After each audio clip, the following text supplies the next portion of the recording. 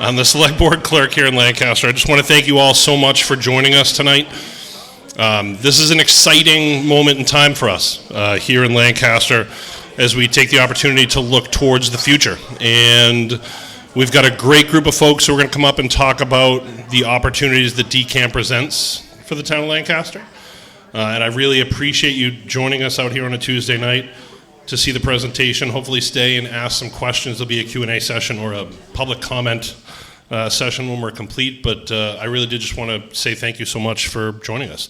Next up is going to be Steve Kerrigan. Steve.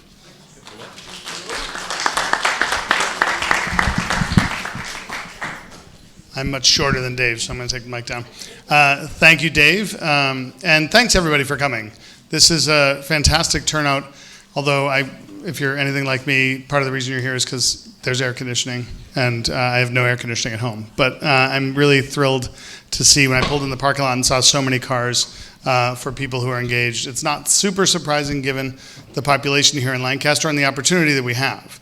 And I want to start with some thanks. Thanks first to the Town of Lancaster for the work that they've been doing throughout decades with the Commonwealth on bringing this moment to fruition.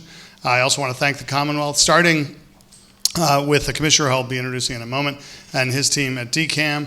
And honestly, this moment would not be possible if it weren't for recent legislation that changed the dynamic around how we could approach the redevelopment of the DCAMM property known as the Industrial School for the Girls. So I thank our legislative delegation, I thank the governor and lieutenant governor for thinking outside the box on how to create new housing and development opportunities here and all across the Commonwealth. So we're thrilled to have this opportunity for Lancaster, hopefully to be a crown jewel in that project. And for me, this is really a special time. You know, my sister is here somewhere in the audience. We grew up going to this property because my grandmother worked at the Industrial School for Girls and lived on the property. So for us growing up, that for most Lancastrians, you'd probably never step foot on the property. For us, it's where we went to see our grandmother every week, rode our bikes as kids, and it was part of our childhood and part of our growing up, and that's what I want for the future of Lancaster. I want to create a neighborhood and some opportunity through this process that will give people not just that wonderful place to live and enjoy through passive recreation or whatever, but also to really leave a great legacy for that piece of land. So it's been since 1856 since someone actively decided what to do with this piece of land. So it is an exciting opportunity that we here as Lancastrians have an opportunity to have our voice heard. But you did not come here to hear me, for sure, because the last time you heard me, I was standing at this podium, and you clapped a lot to have me sit down. So I am grateful to be out of office, but even more grateful to be here to introduce our special guest, who is the Commissioner of DCAMM, who's been a fantastic friend to communities up and down the 495 corridor with his work in Lowell and throughout the Commonwealth. He's been a great leader on projects like this and will be a fantastic leader to help make this project come to life. So please give a warm welcome to the DCAMM Commissioner, Adam Bakke.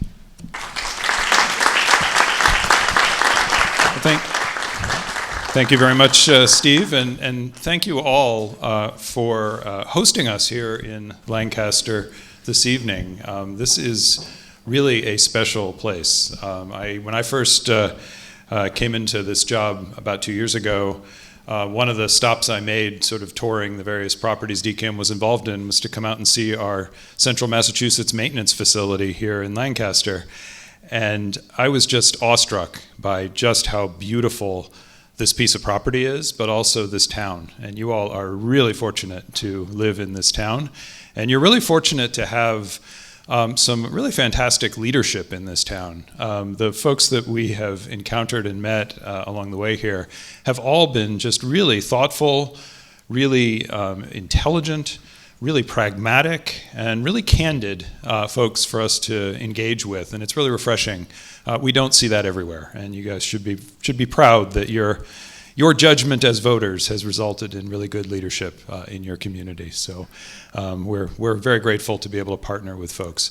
I'm here on behalf of the Healey Driscoll administration, and as you know, one of the governor's major priorities is to try to tackle the really fundamental challenge we have in Massachusetts with respect to housing.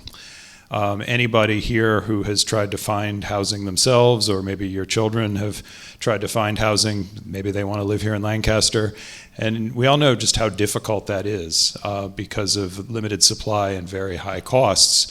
And while my agency, DCAMM, builds a lot of things, we don't build housing, but we do real estate for the Commonwealth, and what we've been tasked with is to try to identify pieces of property in the Commonwealth that are no longer needed for their Commonwealth purposes and can be made available for housing development and mixed-use development as well.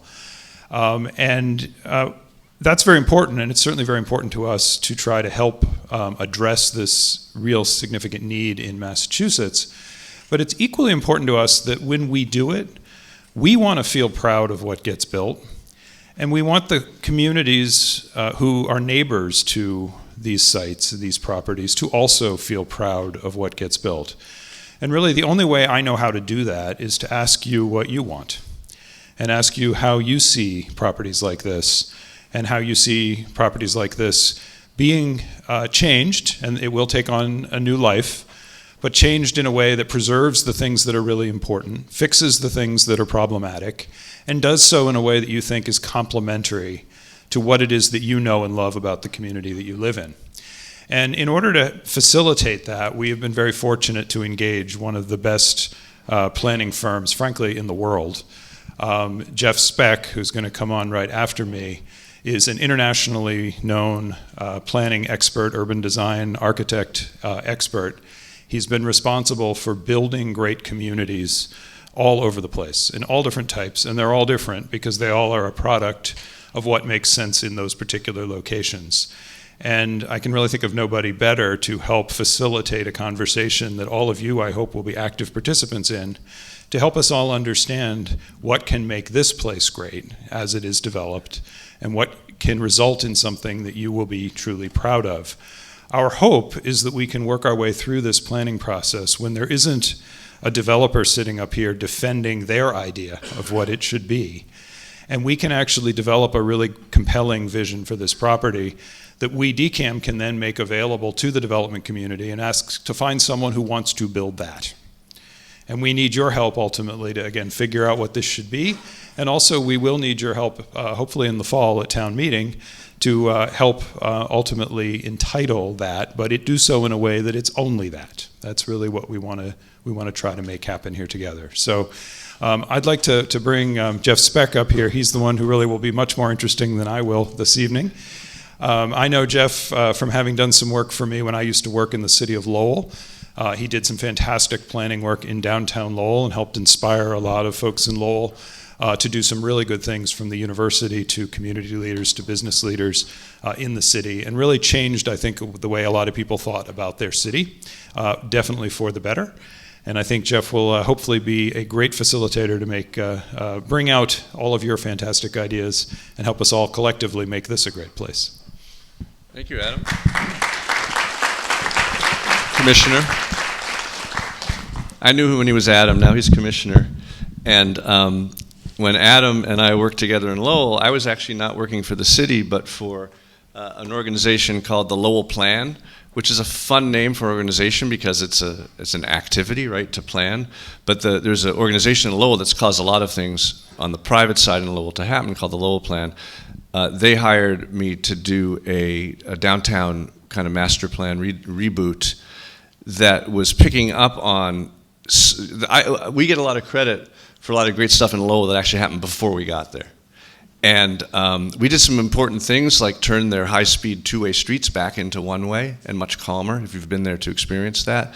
But I tell the story in one of my books, Walkable City, about what Adam and his team accomplished in Lowell before I got there, which was a neat little trick that if they had not done it, and I don't think anyone else was doing it, they would not have succeeded. The city would not have succeeded as it did so spectacularly in filling all of those disused, beautiful historic loft buildings with residents.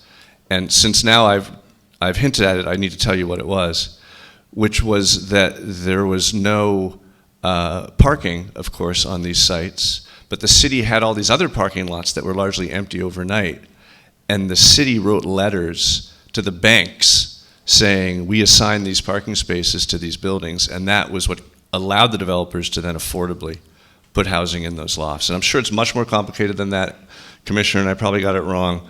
But no one else had done that, and it's a wonderful story, and I've tried to convince other cities to do that as well. So I'm really excited to be here tonight.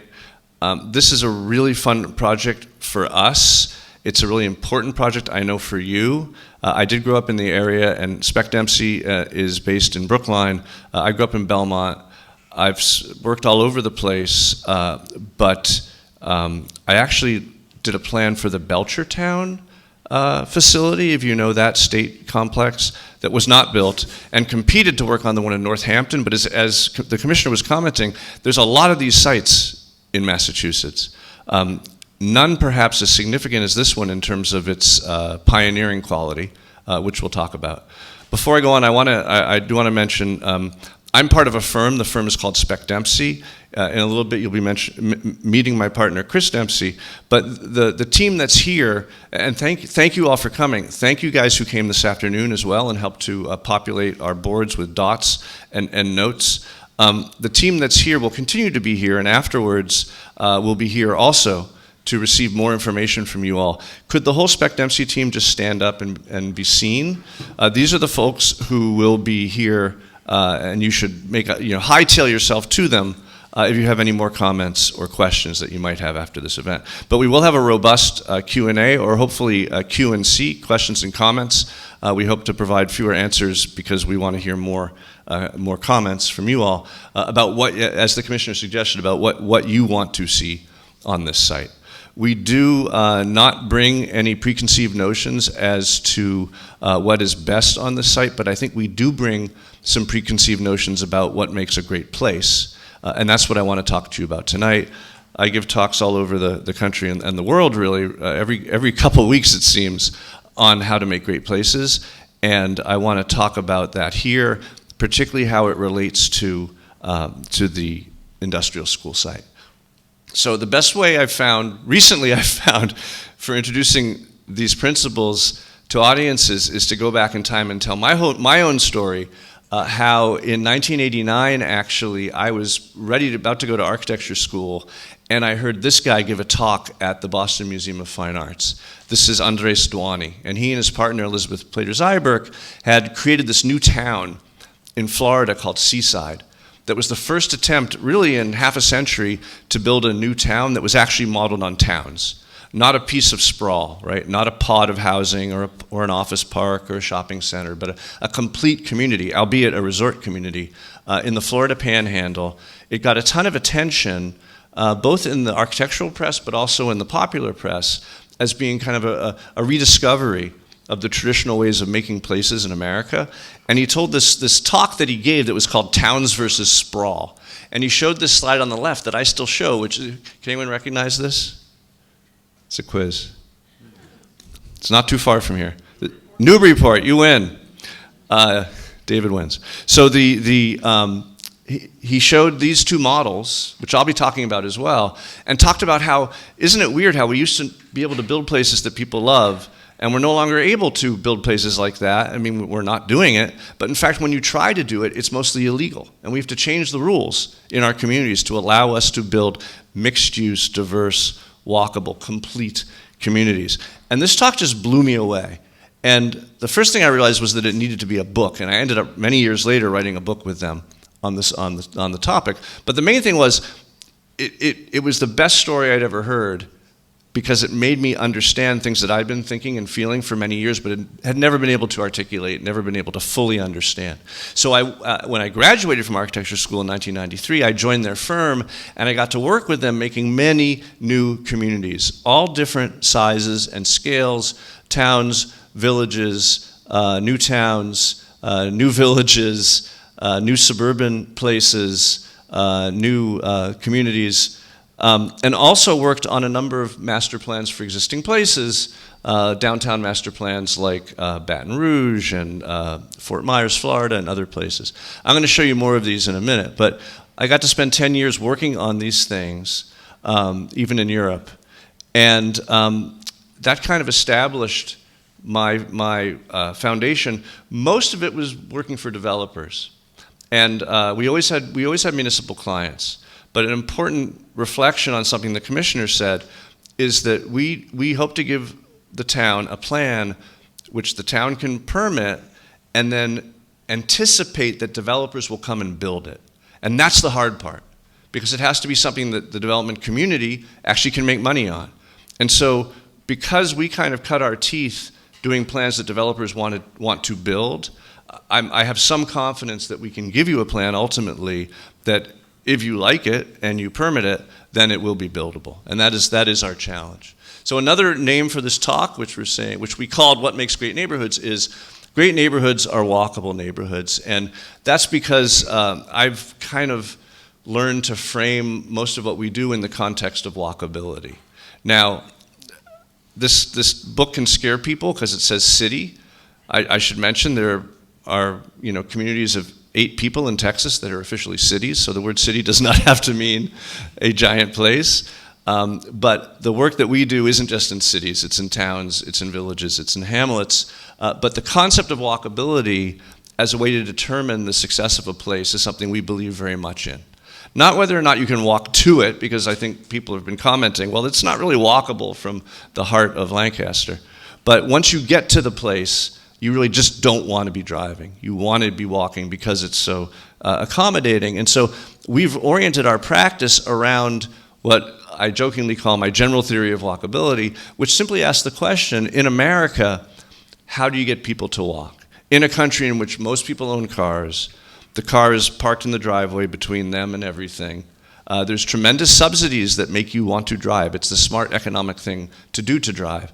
And every mile you drive costs less than the mile before, because the fixed costs of driving are very high and the variable costs are very low, relatively. It's about a 4-to-1 ratio. So if you own a car, the smart thing to do is to use it all the time.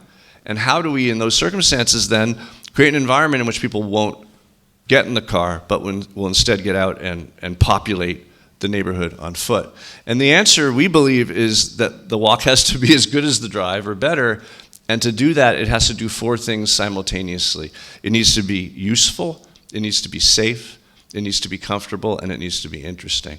So I'm going to take you through, I'm going to walk you through, no pun intended, I'm going to walk you through this theory, and then we're going to talk a bit about the task at hand, which is the industrial school site.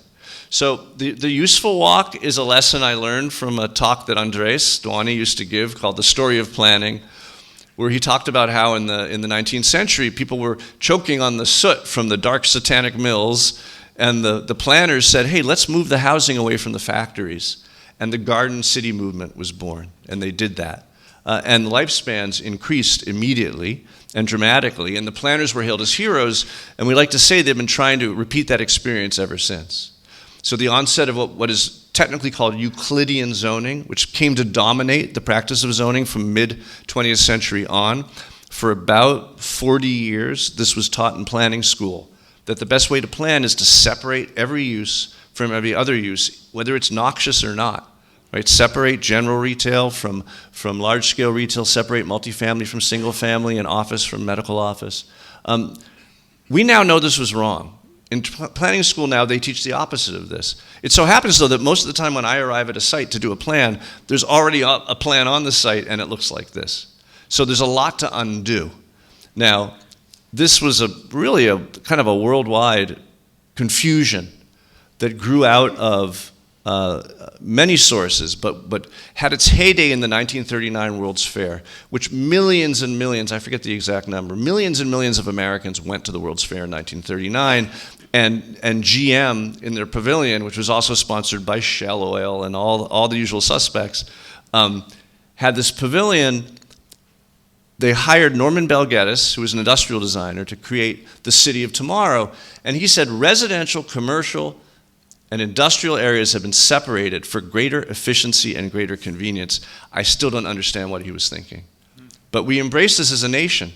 I don't know how it's more convenient to have your life split into these pieces that you can only drive between. But this is what it looked like. I've been to Dubai recently. Dubai built the city of tomorrow. It's the city of Dubai. Not the only place, of course. But this gets me into kind of the fundamental, what we call traditional town planning argument that Andres blew me away with in 1989, which is there's only 2 tested ways to make communities. There's the traditional neighborhood and there's suburban sprawl. The traditional neighborhood is defined as being diverse in use, compact and walkable. And sprawl is defined clearly not compact, it spreads out.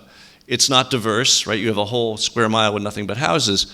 And interestingly, because so few of the streets actually go anywhere, right? Because they're loops and cul-de-sacs, those few streets that do connect have to carry all the traffic of the whole metropolis. You can see that the houses turn their backs to them. They're noxious. We actually call them traffic sewers. They perform no purpose but to move cars. There's no addresses on them. And so in this system, everyone says, oh, I want my kid to grow up on a cul-de-sac, it's safer. In fact, you're 3 times as likely to be killed by a car in this system than you are on this system. So it's not a very healthy place to live. It's fun to break sprawl down into its constituent parts, the places where you only live, where you only work, where you only shop. Schools get bigger and bigger, and therefore further and further away. Look at the size of the parking lot compared to the school. It's great to have 8 soccer fields and 8 baseball diamonds, but the kid who lives here actually has a 1.5 mile drive to get to the field. And so if you separate everything from everything else and reconnect it only with automotive infrastructure, then your highway system, this is not Photoshop, this is LA, your highway system becomes basically it's your veins and arteries that you need to live. We're not in LA, we're in Massachusetts. Maybe you know this one. Chris informed me today it's called the Medford Super Collider, and it has 4.5 stars on Google. One person reviewed it. 10 out of 10 would collide here again. But the amount that we have to invest in our horizontal infrastructure, and we rob our vertical infrastructure, like these beautiful churches and libraries that we used to build, and now so much of our public wealth is going into this system because of all the driving that we force ourselves to do. And of course, it can be very frustrating. This is not Photoshop either. It's stressful on families. The longer your commute, the more likely you are to be divorced. That's a statistic. And then I got this slide from an epidemiologist who wrote the book Urban Sprawl and Public Health. And he said, Jeff, the reason why we have the first generation of Americans, it's now the second, who are expected to live shorter lives than their parents, is that we have engineered out of existence the useful walk in our communities. So the idea that you drive to park, to take the escalator to the gym, to get on the treadmill, to walk, is why we have an unhealthy society, or it's certainly one of the reasons. So driving can be a real drag. Being a pedestrian can be worse. And so I show audiences these 2 models and remind people the sprawl on the left and the village on the right, it's the same stuff. It's places to live, places to work, places to shop, places to go to school, places to recreate, places to worship. But how big is it? How spread out is it? And also, do you have a nice network of small blocks? Because actually the great irony of sprawl is that it was designed around cars, but it actually functions very badly for cars. Because God help you, if you have one engine fire on your collector road, your whole system shuts down for an afternoon. Meanwhile, there's 21 ways to get from here to here. So I tell audiences to kind of sear this image into their retinas and understand the difference between the 2 things. Now, in a smaller place, in a smaller town, with limited opportunity for retail, of course, we have to think about this first category, the useful walk, a little more subtly, and understand the smallest kernel of retail, and this is a corner store in one of our developments. This happens to be outside of St. Louis. Just a little corner store in a neighborhood can make all the difference, but not having to add trips to the surrounding streets when you just want to get cat food, right? Also, it can be that third place. It doesn't have to just be a store. It can be a cafe. Maybe you even have a bar. Maybe you put the mailroom right next to it. We would advise our developer clients to not pay for entry features, entry gates, which we never use, water features, golf courses. Instead, you should subsidize a merchant in a corner store and hire the chattiest person in the whole neighborhood so that when someone comes in to get their mail, it's like, oh, did you hear Bob broke his leg? And oh, what's that about? And you create community that way. And so that's a good trick. The other important thing in terms of mix of uses is, of course, mix of people, which requires mix of houses. And this is Florida, where we kind of cut our teeth. And, this is now most of America, though. It started in Florida or maybe in Arizona. But this idea of the cluster of just one priced house. And this is a part of sprawl, that we build entire clusters where people isolate themselves by incredibly precise stratifications of income, right? And you drive down the street, you don't think so much about this. Different houses cost different amounts of money, but they're in different neighborhoods. Maybe if we were a little more honest about what we were doing, there'd be signs like this on the street. This is from the same epidemiologist, Larry Frank. But the opportunity we had, and by we I now mean my mentors, I worked on this project after they had started it. This is Kentlands, outside of it's in Gaithersburg, Maryland. But there was a real struggle to mix incomes because the developer's advisors said, you cannot sell a mansion near a bungalow. You cannot sell a bungalow near a row house. You can never sell a row house near an apartment. People don't want that blight next to them, right? And this is a typical block in Kentlands. And what you see in this block are actually mansions, row houses, mansions, bungalows, row houses, and apartments. And they're all in the same block. But because they look like a traditional neighborhood and they're organized within a traditional neighborhood, I don't know if you can read the prices here from 2007, but they range from $1 million for the corner mansion to $5 something for a row house to $1,000 a month for a garage apartment that sits just in the middle of the block. And I spent a summer working in Kentlands. I was the affordable housing in Kentlands. I lived in this apartment above the garage.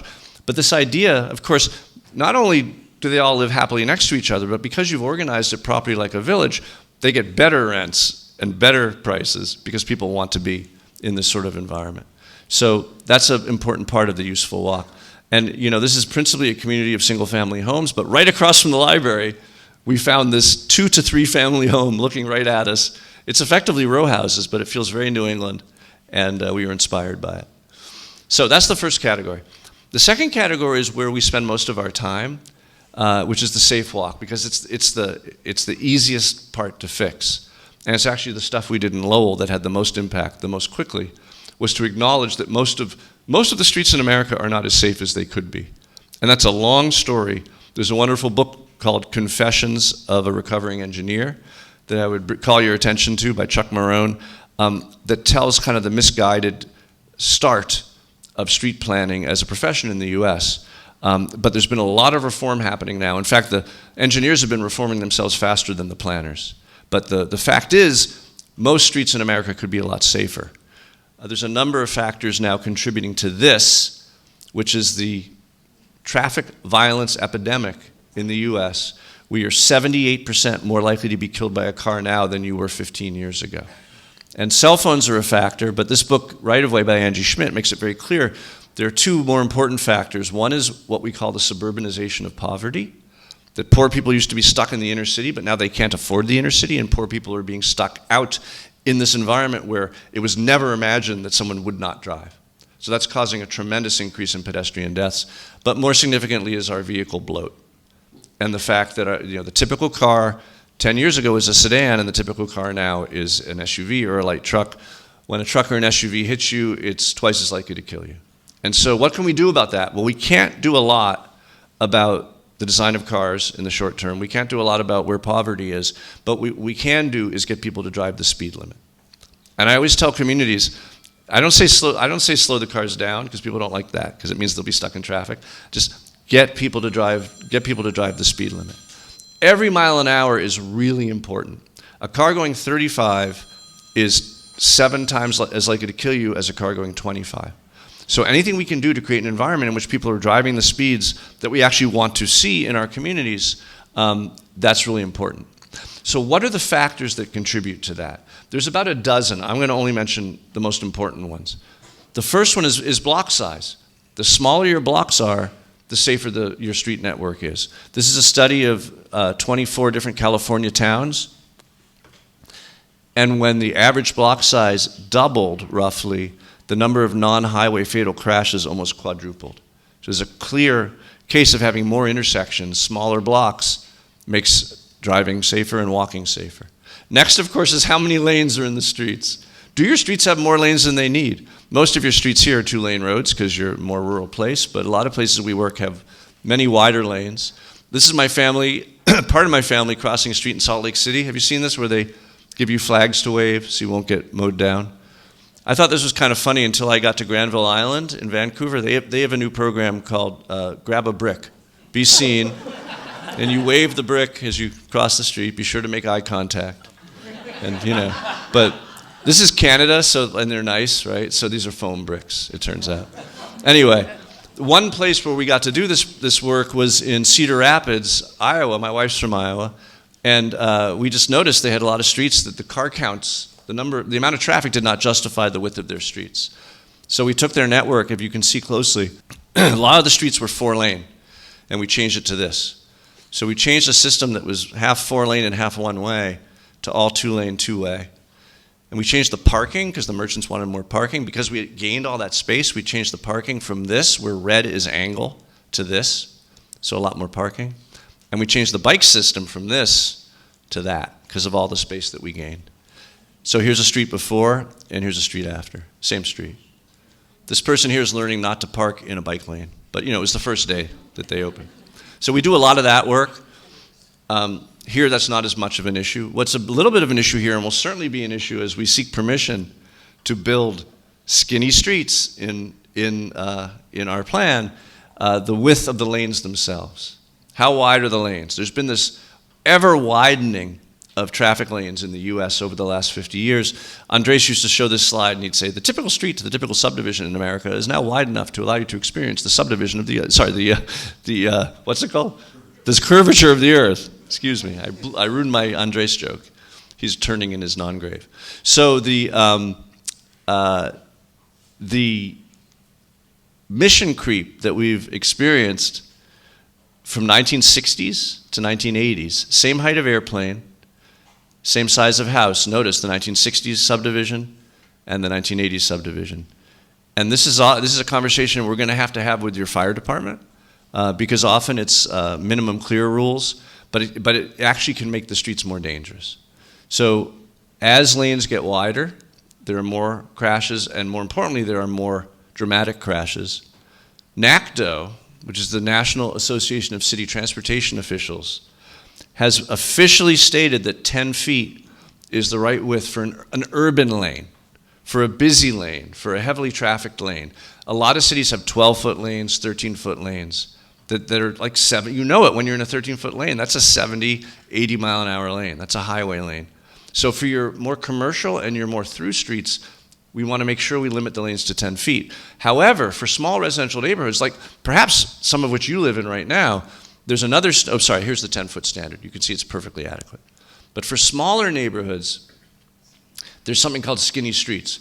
I grew up on one of them in Belmont. They exist all over the country, except for certain crazy parts of the Wild West. But essentially, this is Portland's Skinny Streets program. Essentially, it's a two-way street, but you share a much narrower area. And because the street is so lightly traveled, when a car is coming at you, you just duck into the parking lane and swing your way out. These are completely normal residential streets that became illegal in many places. This is one we built in the new town of Ion, outside of Charleston. And the developer of this street is Vince Graham. And he's a very good public speaker. He goes to conferences and he brags about his skinny streets. And he quotes this famous philosopher who said, "Broad is the road that leads to destruction, narrow is the road that leads to life." And it's actually true because, of course, the death rates demonstrate narrower streets are safer. This is a typical narrow street like you'd find all over the US. We build these in our projects. I will show you some of them. But they require some negotiation with the fire department. Next, perhaps surprising from a guy who loves walking and is supposedly not into cars, although I love cars. I grew up loving cars, but for a guy who isn't into cars, parallel parking, a lot of people say, oh, let's get the cars out of the streets, let's not have cars everywhere. Parallel parking can be an essential barrier of steel that protects the sidewalk from moving vehicles. Parallel parking often is what makes the sidewalk comfortable if you have cars driving on the street. This is Fort Lauderdale, where we did a walkability study. This is Himmershey Boulevard, famous for happy hour. You can see you're allowed to park on this side of the street, and until we did our plan, you were not allowed to park on this side of the street. This is happy hour on the parked side, and this is happy hour on the unparked side. Because no one wants to sit or stand or walk on a sidewalk where there's cars going by, 35 miles an hour, 2 feet away. It's very uncomfortable. And then, of course, the other part of this picture is the street trees. Street trees used to be called FHOs, fixed hazardous objects, by the engineers. Until the studies came out that showed that the same street, this happened to be in Orlando, The same street that had an area with trees and an area without trees, there were fewer fatal accidents where there were trees versus where there weren't trees. Because trees are another thing that slow cars down, sometimes dramatically. But better to hit a tree than a pedestrian, and the street is actually safer with the trees on it for everyone. And when you line a bunch of trees up in a row, none of these trees are even particularly large, right? But when you line them up in a row, especially if you're missing the parking, it gives you that nice sense of a wall between you and the street when you're looking in perspective. This is a Dutch artist's depiction of what a sidewalk feels like without the trees, without the parked cars. So we try to avoid this scenario. So that's the safe walk. The last two categories are quite quick. The comfortable walk, it's a little bit counterintuitive because we all love, to climb mountains and get big views, but actually the evolutionary biologists tell us that all animals, including humans, we're simultaneously seeking prospect but also refuge. Prospect means you can see your predators before they get you, but refuge means your flanks feel covered from attack. And if your flanks don't feel covered, you actually don't love a space.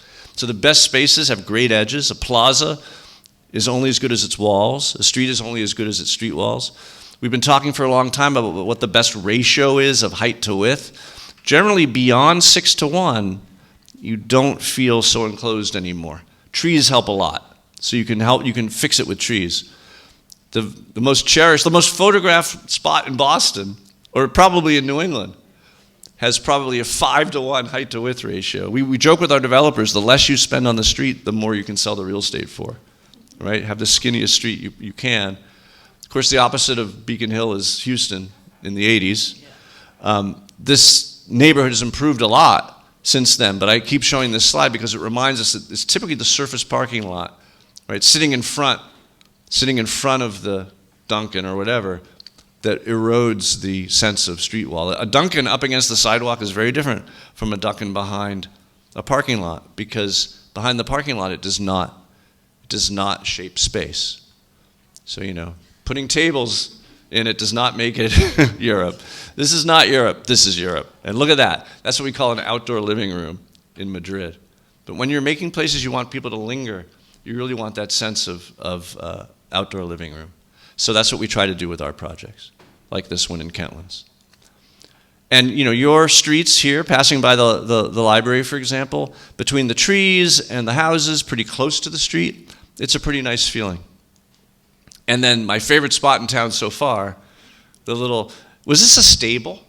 Is it a stable? Horse what? Okay, I'm not sure what word that second one was.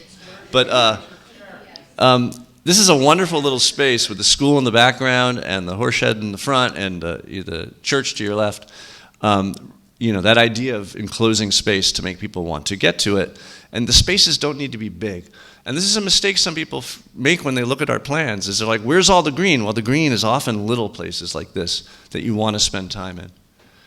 Trees, I just have to mention, finishing up this comfort category. Trees are super important, especially now as our climate gets hotter. I had the good fortune to visit two projects that we designed 25 years ago, last week. And this is one of them. We planted these trees. They're like 45 feet tall. We planted them less than 20 years ago. Trees grow fast and they make a street work. That's the comfortable walk. Finally, the interesting walk. We humans are among the social primates. Nothing interests us more than other humans. We want signs of humanity. And that means either like eyes on the street, doors and windows and other things that say, hey, there's people around, but also variety. Variety of the evidence of many hands at work is the other thing that keeps us interesting and feels very human. Of course, there was a period when architecture was not so into variety. We tried to avoid this sort of repetition. Jane Jacobs, the best urban thinker probably ever, says, almost nobody travels willingly from sameness to sameness and repetition to repetition, even if the physical effort required is minimal. And so we try to make towns that are full of variety, but also we try to make towns that feel like where they are. And that's been a great kind of blight across this country, particularly in the suburban area surrounding almost any American city, is with the national or multinational corporations, with their corporate architecture, every place looks the same. And one secret of the work that we do, that we try to do, that we can only have limited impact to influence in this project because we're not working for the developer, but we want to emphasize that it will certainly benefit from having a local architectural vocabulary. The great theorist Leon Krier, one of our idols, just died last week. He was discussing the international style of architecture, which he was trained in, and comparing it to traditional architectures, where it's clear, here you're in Santa Fe, and here you're in, Switzerland, and here you're in Tuscany, and the local materials, the local climate, the local culture have all led to distinctive architectures of those places, and the international style does not give you that pleasure or that joy. So, our Washington project feels like Georgetown, and our Alabama project feels like Alabama, I hope. And Charleston feels like Charleston. Mexico feels like Mexico. And, we want Lancaster to feel like Lancaster. So I think as this moves forward, it'll be important to have a consensus around how we handle that. That's everything. And so the first part of this talk is over, but now I want to get into just a few examples, because I think it's important. The next time we see you, we'll be showing you plans. And you're going to see those plans and you're going to react to the plans. And it's important, I think, what I'm hoping to do right now, and I might repeat parts of it when I see you again, is to show you what kind of plans create what kind of places. So this is the other project I got to visit last week, which is called Bradburn. And this was a developer who came to the Front Range and said, look, I want to do a new traditional neighborhood. Who wants me? And one village, Westminster, stepped up and said, we want you. We're in trouble. Our typical sidewalk is 3.5 feet wide, no trees, roll over curb. We need a better standard here in Westminster. And so they let them make all the new rules. So you see this plan, there's not a ton of green in it, but what there is a bunch of sub-neighborhoods that each have their own community green, and there's a central green, there's a green boulevard down the middle. So we're making, so we have row houses, and we have single-family houses on pedestrian streets. There's church because it's fully mixed use. That's just one project. And while we were there, we met some people, and they kind of fled when we were walking around. And we said, where are you going? They said, oh, we don't live here. We just come here to sit. Which reminded me of my experience in Kentlands, which is people would drive there to walk their dogs, and they would drive there for trick-or-treating. And I think it would be really great. I've heard that you don't really, because everyone has such a big lot. It takes a lot of effort to trick-or-treat here. And the idea of having a neighborhood where actually you could walk from house to house without getting exhausted and get lots of candy is very appealing. This is a project in Alabama called Providence, where this is the plan, and you can see it. It looks pretty dense. It looks quite developed. These are all houses, but of course there are greens very carefully located. And there are neighborhoods that are a little more urban, like this one with row houses, and then a little more rural, like this one with single-family houses, but not as rural as truly rural, which you'd find at the very edge. And then another Alabama project, it's got a firehouse in it. This is a main street, but the main street is modeled after the other local Birmingham suburban main streets, like Homewood, if you know the area. So the plan, it's very hilly, so there's a lot of adjustments over the slope, but all these white areas are single-family lots. The downtown, the little downtown I showed you is right here. And this is what it looks like. I showed it to you already. This is probably the project I spent the most time of my life on, called Rosemary Beach. It was an attempt to go back to Seaside, that first town I showed you, and make a better one 15 years later. And so it's a full community. Of course, it's not gated. Everyone's welcome in it. It has a main street that's full of retail that's running down this way. It has a square at the high point on the ocean, a square at the low point on the ocean, and then everything else is housing, but it's apartments, it's garage apartments, it is row houses, it's mostly single-family houses, and a few six-pack apartment houses. But that's what it looks like. This is the high square. This is the end of the main street. On the beach, that's the main street again.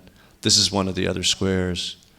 And there's a lot of pedestrian streets, which we hope to include in this project, because the houses have rear lanes at the back that allow you to park from the back, so you don't have to have the garage doors in the front. But a lot of the houses sit on these instead of sitting on streets. So you can just open the door and let your kid out and not worry about them. This is Ion. It's outside of Charleston. We tried to make it look like Charleston. You can see the plan, a lot of houses. It's a much larger site, of course, than the DCAMM site.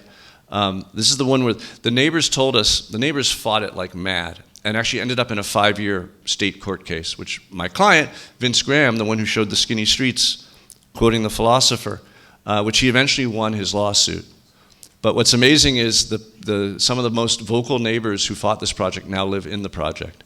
And when they have to move and they sell their houses, if they live next door, if they want to sell their house for a lot, they say, located next to Ion, because this is what it looks like.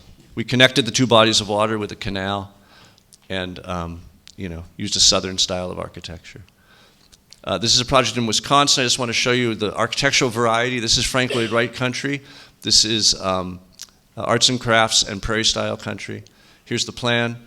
The wetland was preserved. There's serious wetlands on this property that we will, of course, preserve. There's a little main street right in here. Everyone can walk, 5-minute walk. There's a school at the top of the hill. By the way, when I was talking mixed use, I should have also mentioned daycare. It'd be really great to have a daycare in this community, obviously, because parents with young kids wouldn't have to drive out of the community. Some pictures of Middleton Hills. And then a village called The Village in Niagara-on-the-Lake, Ontario. Similar approach. I don't need to keep explaining these places, but you see what they look like when they get built. And then finally one in Belgium that I got to work with Leon Creer, who did that beautiful cartoon, to make a Belgian new town. And I think it's just important to note that the green spaces are quite small, but they're carefully made and carefully shaped, and the streets look very European because we're in Europe. And the canal, the Flemish canal, comes in to the city center, the town center. It's really just a village. This is social housing for people of economic challenges, believe it or not, in Belgium. So, almost done. Let's turn to the site, which my team has visited many times. I first visited it yesterday, but I spent the day there and got to know it. Here's a little map that Lawrence on our team drew, showing its location. Here's the heart of Lancaster with the library and the beautiful church. Here's South Lancaster over here. Here's our site over here. It's almost like the scales of justice. Maybe passing judgment on Clinton, I don't know. But it's a nice diagram that shows you how it actually recenters the community on the center of the community. The town itself has a great feeling of a rural New England town with a heart, great architecture, great history. One of the fun parts of doing this work is getting to learn the history of the different communities. And Luther Burbank, who I guess is your most famous person and very attractive, and he invented the russet Burbank potato, which is the potato. You know this already, right? It's the potato. He invented the potato that everyone uses. And then a little less attractive, Horace Cleveland, but very important if you're a landscape architect. Prominent for jobs all over the world. I should say all over the U.S. He wrote this important book about working in the West. He did the graveyard that's near the site. He did designed an important graveyard in Concord. The best known probably in Minneapolis for helping tremendously with their park system. And they even named a piece of a park after him. So another favorite son. And he grew up. Was it he or? Yeah, he grew up on the site that we're designing. So there's an additional connection to the site. And then, of course, you have your amazing Bullfinch Church. Interesting story, Bullfinch, you probably know, had real troubles with money. And he was often in debt and often in repeatedly in pauper's prison. He designed a prison. He ended up in that prison. Which reminded me of another story which relates to this site, which is the McLean Hospital in Belmont. You remember I grew up in Belmont. Frederick Law Olmsted, by the way, who won the Central Park Commission by beating Horace Cleveland for the commission. Horace Cleveland was runner-up to Frederick Law Olmsted.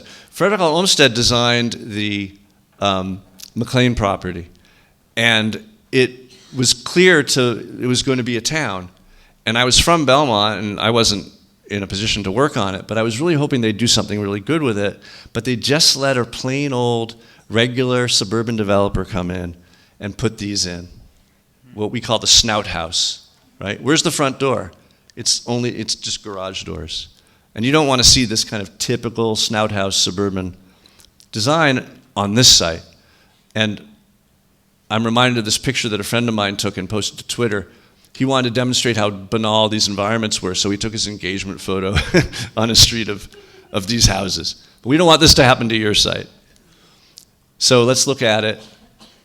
It's, of course, a really important site. I knew that it was the industrial school for girls. I didn't know that it was the very first reform school for girls and that it set a national standard and actually began a nationwide movement. The first reform school for girls in North America. So when eventually, when this is in our portfolio, we can brag about that fact, that it was really an important site. And it had 3-story cottages with kitchen and dining and living below, and then the girls on the second floor, and then the teachers living above. And it paved the way of social reform, moving away from child imprisonment towards a correctional paradigm. This was in part achieved because of the observed benefits of environmental change in children. And the environment is fantastic, but no one knows who designed it, which brings up the point that back then people just knew how to design stuff better. The designer is unknown, but it lays on the land beautifully. There's some nice old pictures of the different buildings on the site, old etchings and, of course, old photographs. Some of the buildings can't be saved. Some of the buildings, I'm a tree hugger, I'm a building hugger. They took us to the site, they're like, the second floor of this building is in the basement. I mean, some of the buildings cannot be saved. Some of them can. The chapel, we're told, can be saved. And there's an analysis done by the Massachusetts Historical Commission, which makes it very clear what buildings should be saved. It also doesn't say we can't save others. And so there are some other buildings that aren't among their chosen 7 that they say should be saved, but that we can plan around anyway, and we can hope to save them. And if the one thing we'll know is that our plan does not destroy them. So I've marked more than the ones that they've marked on the plan. Wonderful layout of streets and other spaces. Just to orient you, you probably all know this, but it's Old Common Road passing to the south. It's still River Road passing to the north. The RFK Lancaster School actually takes up a lot of what you maybe thought was this property, and there's the property line right there. So this main street that comes in north-south has the RFK School to the left. That's not likely to be changed very much in the future, and it's nice to look at. So we like having that street come through the site and get a good look at those buildings. Then there's an aptly named Sand Road to the east that runs north and then angles off to the right, but where it angles to the right, a gas easement continues north at a slight angle. That's just something we need to know as designers because we probably can't put buildings on it. And then, that you see the historic buildings on the site, some in better shape than others, but this barn probably can be saved. Half of it is designated as should be saved, and we think the whole thing can be saved. Incredible trees. There's probably about 30 incredible freestanding trees on site, and then there's a whole bunch of hedgerows. And each of these trees in the hedgerows is pretty good, but when you add them all up, the hedgerows are fantastic. This is the view down Sand Road. Hedgerows on both sides, really awesome. And then lots of neat little leftovers, like these bench backs that are so. Now, you guys, you're not allowed on this site, are you? So let me just say, one thing that's going to happen is you're going to be able to visit this site finally, whether or not you grew up on it.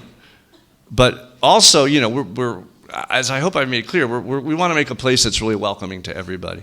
Not just if you live there, although it will welcome all different kinds of people to live there, but also a place that the community will want to visit, walk around, and enjoy. We hope to leave these in place. Does anyone know even what this is? I figured someone in the audience could tell me what this is behind the barn. That's what Chris guessed. So transport, a hay bale transport, which we would love to save. No, it's not hay bale. What was it? It was for manure. Manure. Even better. So beautiful, beautiful landscape images. And then, the town sponsored some earlier designs for the site, which were quite interesting. I have to admit they're kind of a different approach than we hope to take, at least the first three. Because you'll notice if you compare the paths and the site with the plans, they're very different. They're not really inheriting the road network that's there. And of course, the road network has tremendous wisdom about the topography and everything else. So there were a few different studies of different uses on the site, all pretty much in the same reoriented kind of slightly tabula rasa road network. But then there was one done that was actually much more sensitive that we're looking at and learning from. And this study by the same part of the same effort, you can see, really took advantage of the existing roads. And that's our approach, and that's what we intend to do. So this is what I'm calling the green print, even though green prints are typically only natural. But this is the outcome of us walking the site repeatedly, marking all the important trees, marking all the hedgerows, marking all the buildings we want to save. By the way, these three are actually on the RFK site, but they help shape our space, so I included them in the drawing. And then you can see the wetlands that are poking in from the north. This site had a heating plant on it and needs remediation, so I've marked it because we can't build on it for some time. And then you have all the beautiful walks and paths that are moving through the site. You have the buildings to be preserved in red. You have Old Sand Road here, which we think, or Sand Road, which we think can be connected in to the development. But this is what we're designing on top of. And that's all I have to show you because this is our first meeting. But we're really looking forward to building something on top of this plan, not replacing this plan, taking advantage of the wisdom of the existing roads and paths lying on the topography and going from there. So I want to thank you for your attention, but we're not done. Here's where I get to introduce my partner, Chris Dempsey. And it's funny because he always introduces me because he's a much better MC than I am. But Chris Dempsey, you may recognize, he was a former Assistant Secretary of Transportation for the Commonwealth. I don't think he minds my saying he was named Bostonian of the Year because he led the citizen effort to kill the Boston Olympics. That was some time ago. So maybe you heard of that. But Chris is the Dempsey and Speck Dempsey, and I think you'll hear from him that he's been adding a lot to this effort as well. Chris, take it away.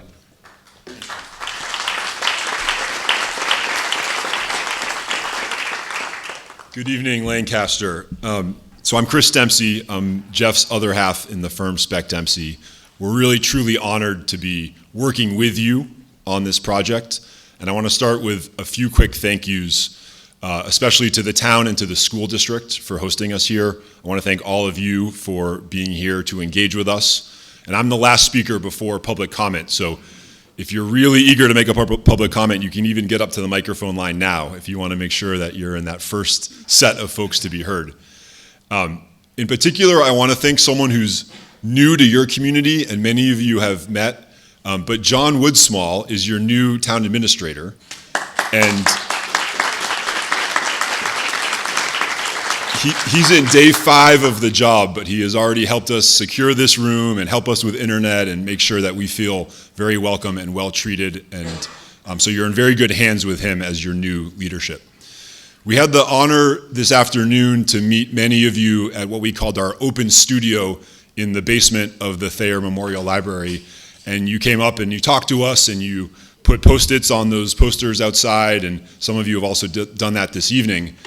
And I learned a lot from all of you just in some of those conversations.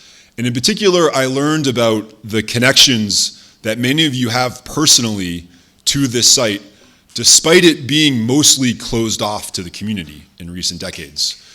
So I already love the image of little Steve Kerrigan riding his bike around on this site that we learned about earlier tonight.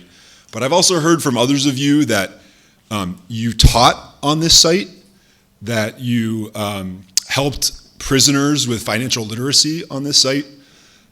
Deb, where's Deb? Deb, I think you said you went to daycare maybe on this site. There's a social worker in the audience who brought young women to this site when they were being put in the custody of the state. So if you've spent any time on this site, whether you were playing or working, can you just raise your hand? It's a pretty good number of you. And I would encourage those of you who did not raise your hand to talk to the people who did raise their hand and just hear about this site and what it meant to them and what it's meant to your community. So briefly, the team that's working on this, we are working for DCAMM, and we really think of the town as a secondary but just as important client in this effort. Our team is Speck Dempsey. Our partners on this project are Nelson Nygaard, which is another transportation planning and community engagement firm. You're going to see them around town in the lead up to this, this further conversation in the fall. And then we have Dane Torpy, which is a law firm that's going to help us actually write the draft zoning that will go in place on this site. This is a timeline slide that is way too detailed to show in a large group like this. And so I kind of broke it down to a much simpler set of steps here. So this is really what's ahead of us, all of us, as we think about the process ahead. We are in step one engagement. That's what today was and what the coming days and weeks are going to be. It's about us hearing more from you about what you want to see on this site, how this site can fit into the broader community that you call home. Then we're going to conduct a planning exercise, and that's us doing all the stuff that Jeff just talked about, using the insights and principles that we have from other places around the country. Then we will develop draft zoning, and then it goes to you and to town meeting and coming back into this very room where your moderator will conduct a conversation about that zoning. And so you ultimately have the control about whether that zoning is approved or not. You have agency, you have power in this process, and that's important for you to know, and we want to see you back here this fall. We're hoping it is this year, this calendar year, this fall, to debate and hopefully pass that zoning to make some development here possible. After that step happens, then DCAMM is going to issue a request for proposals from developers, and they're going to go out and say, okay, we now have a plan, we now have zoning that matches that plan, and we acknowledge, development community, that this kind of ties your hands. You've got to build what the town just approved here. But if you're interested in doing that, please send us a proposal for how that's going to get done. And we hope that that process is successful and that DCAMM selects a developer and then that development can move forward. And I have intentionally somewhat vaguely here this listed as 2026 and beyond, because we don't know exactly how much time that is going to take, but that is the process going forward. So I think that was my second to last slide. My last slide is this, on the theme of community engagement. The next time that we're going to be out in front of you is just 2.5 weeks from now on July 31st at the summer concert series on the town green. Outrageous Fortune is going to be playing that night. I heard that they were going to be booked for Gillette Stadium that same night, but they had already committed to the Lancaster Town Green, so they're going to be at Lancaster Town Green instead. And we will be there, thankfully not performing any musical instruments, at least not in my case. But we will be there with more information about this project. We want to reach especially people that maybe didn't learn about this meeting in enough time, that are curious, or that just don't know at all about this process, but who want to be engaged and involved in activities in their community. So even if you're here tonight, I would encourage you to show up at that on the 31st, because we might have some more information to share with you at that point than we've been able to share tonight, because we'll be a couple more weeks into the process. And so with that, I'm going to ask our distinguished panel to come up here to listen to your comments and to answer any questions that you have. So that's my partner, Jeff. It's Adam and Lisa from DCAMM at the state level, and it's Dave and Steve representing the town and the community. And again, we are here for your public comment. We want to know more about what you want to see on the site, what your priorities are for the community, and we want to answer any questions that you might have about the potential plan and about the process that's before you. So with that, I'll close out and just thank you all for being here tonight, and we look forward to the comments and questions. Thank you.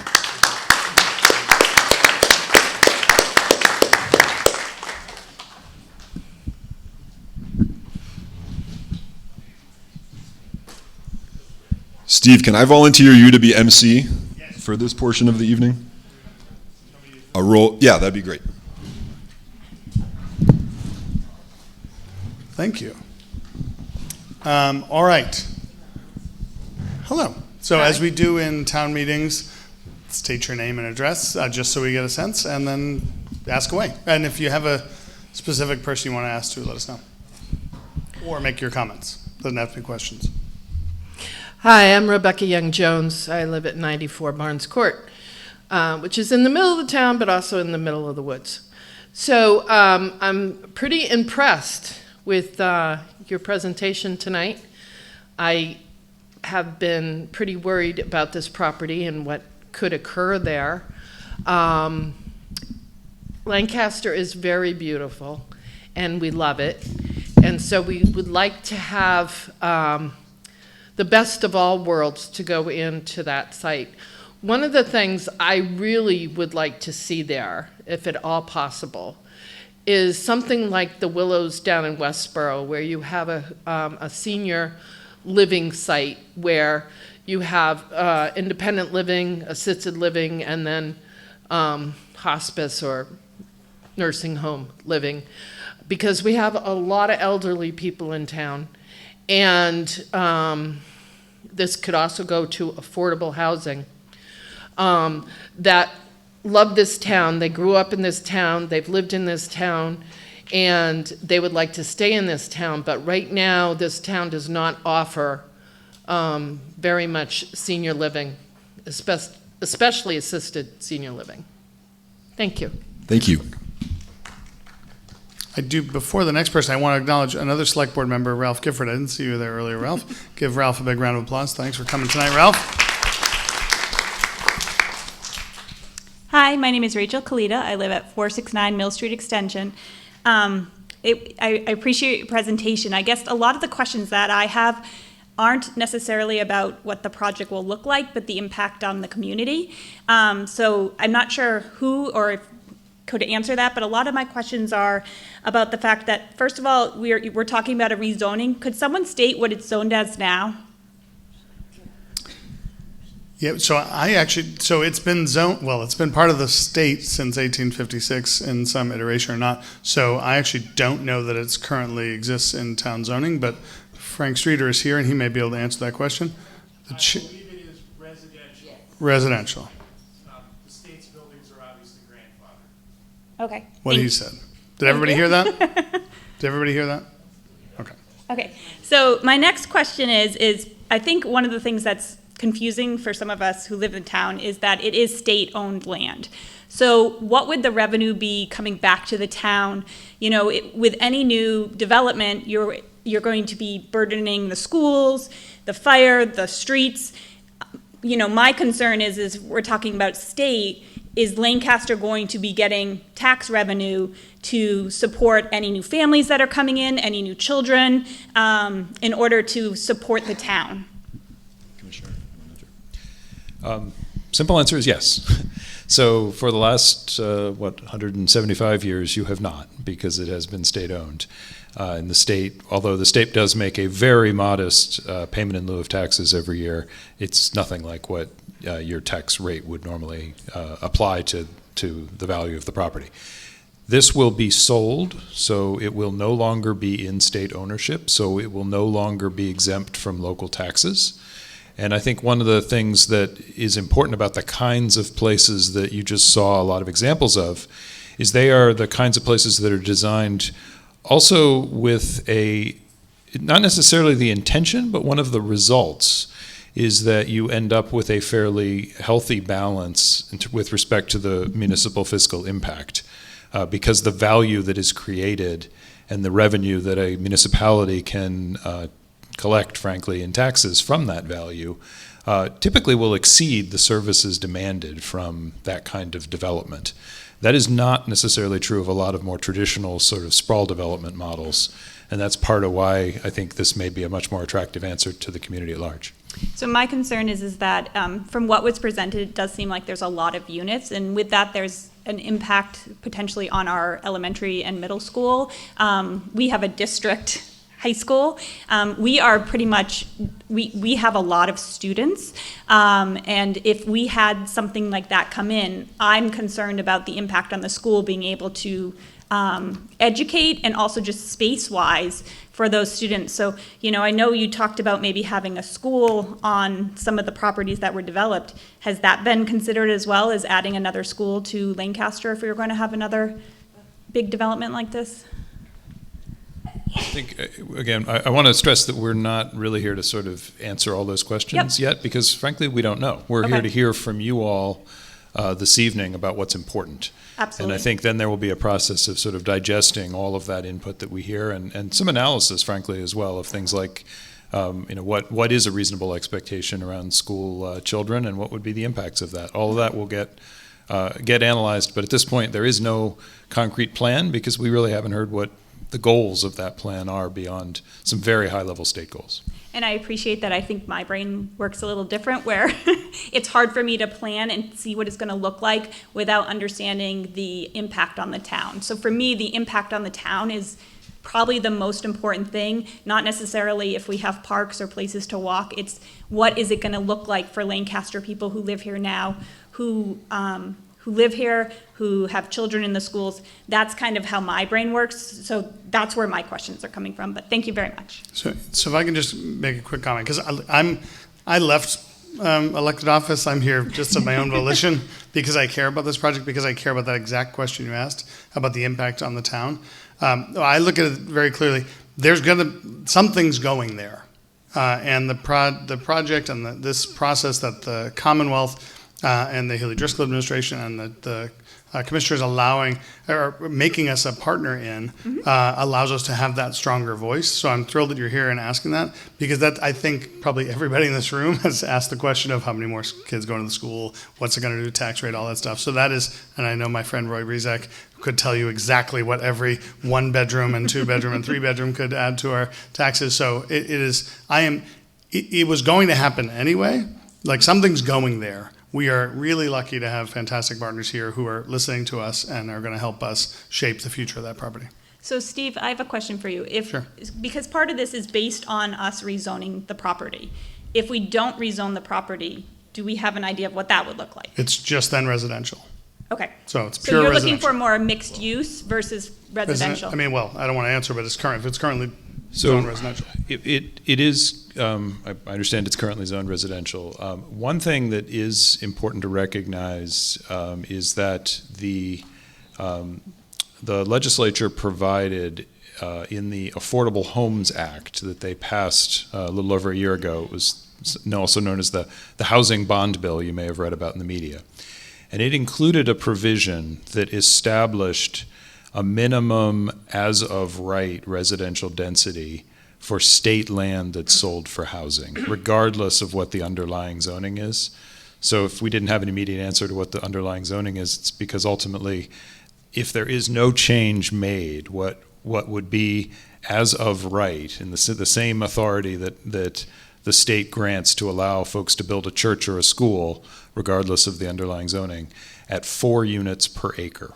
Mm-hmm. So that's if the town does nothing, that's what would be available to the development community to work with. Now, frankly, I hope that we do something that you all are proud of with you, that will result in something that we all feel very optimistic and very proud of and will really appreciate, and will be much more thoughtful than what that might default to.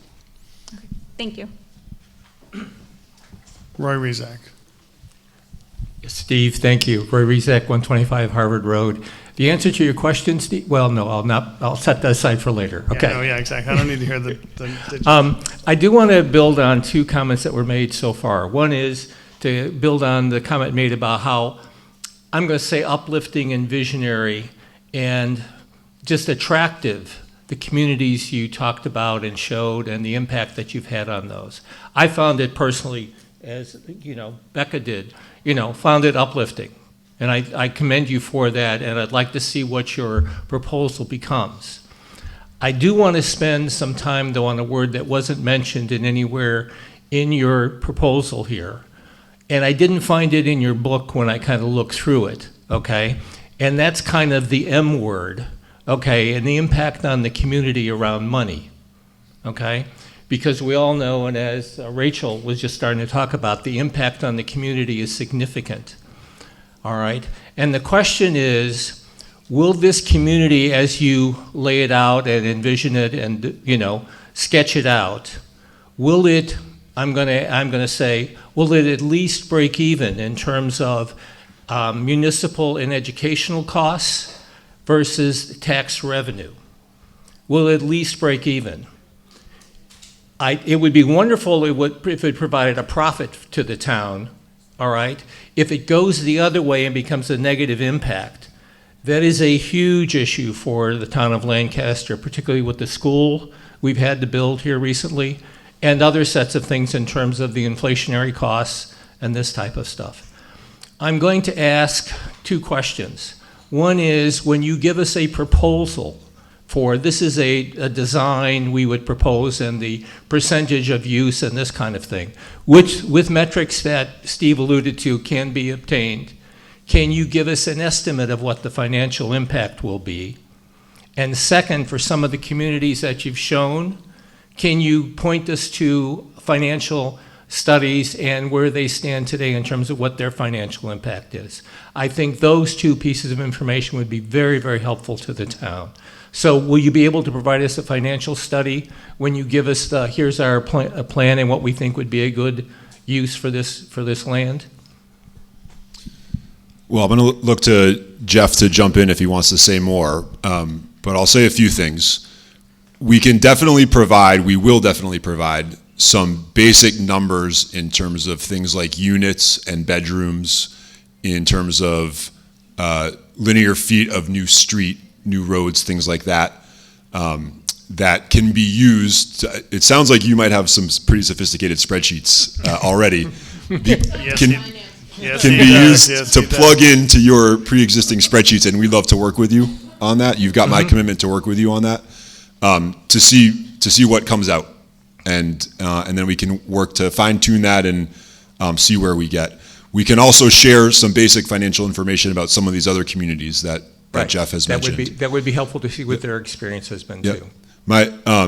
It's very obvious in Lancaster and in many communities in Massachusetts, and we heard it from the previous commenter, that the impact on school population is often the number one driver of cost and of concern, not just because students have a per pupil cost, but also because schools are only so big, and if you get to a point where they're bursting at the seams and you've got to go to a capital project to build new space, that's a whole level of cost. So we're very aware of that.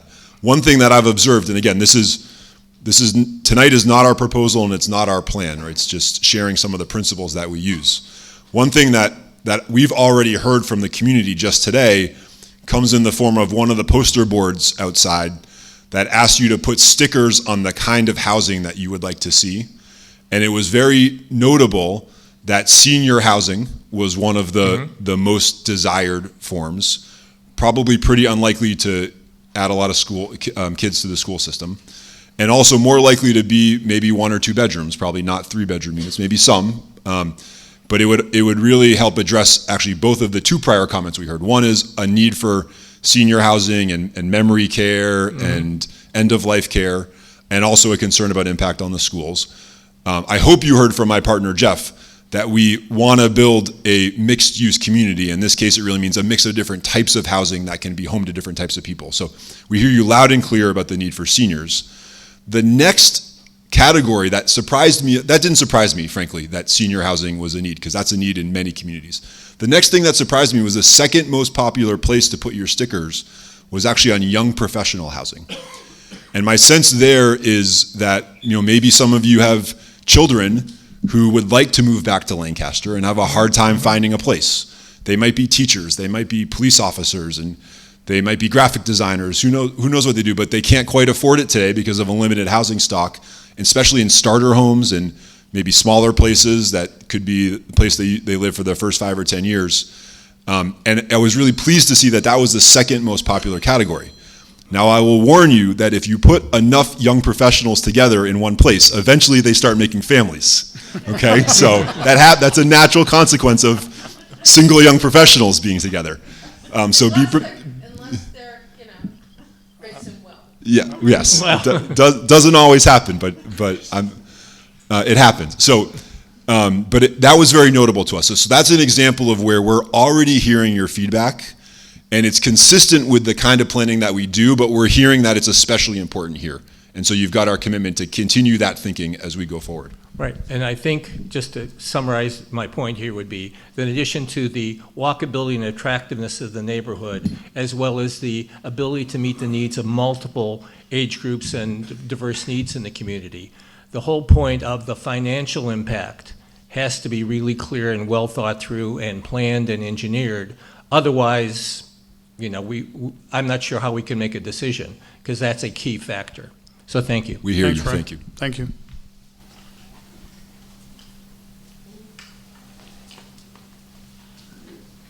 Hi, Scott Hagemoser, 1130 Main Street. Scott. So, spent some time this afternoon with your team here down at the library. A couple things that haven't been mentioned yet. We have issues with sewer and we have issues with water. We need to fix those, or nothing's going to go in there. It's been an issue with several developments that have been before the town, and it's not going to go away. And it will, unless this property has its own well. There's a well on the property. Well, hopefully it's good. It's going to be a real problem. Secondly, it struck me, it's a beautiful chunk of property. Do we have to do everything all at once? We have some sort of, we'll say, mandated obligations to fix some low-income housing that the state's, put numbers together. Can we get ourselves out of the bind we're in for being behind in those numbers and sort of stop and do it in another phase and do it in another phase, not transfer, this pristine, beautiful piece of property, we don't have many more of them, into some developer's hands all at once. We can phase this and let them earn their way into the next chunk. They can have first right, but they got to earn that by doing everything they're supposed to have done and not sort of skipping out at the last moment. And then it's semantics. We are a community. We're not building a community.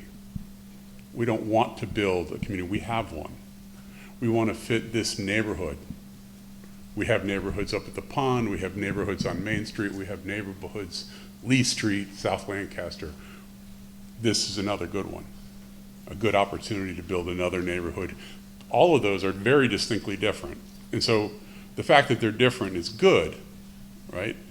Plan a parking lot. People like to walk and they'll drive to someplace to walk if it's a good walk, right? They walk up and down Main Street all year round. And many people actually drive, park in the middle school right here and do that same walk. And they'll do that here if you give them someplace great to walk. So, Thanks, Scott. Thank you. Three very good points there, and I'll just say in particular on sewer and water, we know we have a lot more to learn there, and we appreciate you sharing your expertise. There was another gentleman at the library this afternoon who's on the Water and Sewer Commission. Maybe you are, sir, as well, and so we appreciate that engagement, and again, we've got a lot more to learn. Next. Appreciate it. Jim Winsman, 421 Mill Street Extension. I think I'm just here to kind of double down on also the infrastructure impact to this that it could have, right? We live in a town that's probably in the top 7% of property taxes in the state for such a small town. If we get more, infrastructure in there that is tax-free, is not going to help give money back to this community, we're just going to get even more. We've got a new high school going in that's a very high cost. Our taxes just up for that. We have a bond for that. So I'm hoping that's going to really be taken into account. Again, we have a volunteer fire department last I heard. No. Okay. Yeah, no, we have a full-time. But again, you're going to have to possibly add to the fire department. You have to add to the police department. Whatever it is to get this community, it's going to add to all that infrastructure cost. The state appears to be, you're going to do this no matter what. It's state land.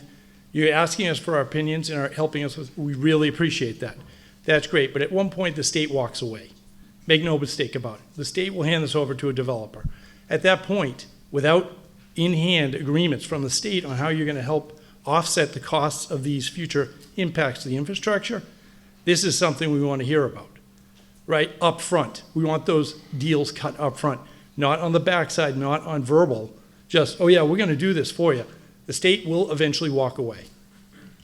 Thank you. Understood. Thank you. Thank you. Bruce. Hey, Bruce. How are you? Well, I don't normally do this, but my name is Bruce Williams. I live at 159 Old Common Road, right across the street from RFK.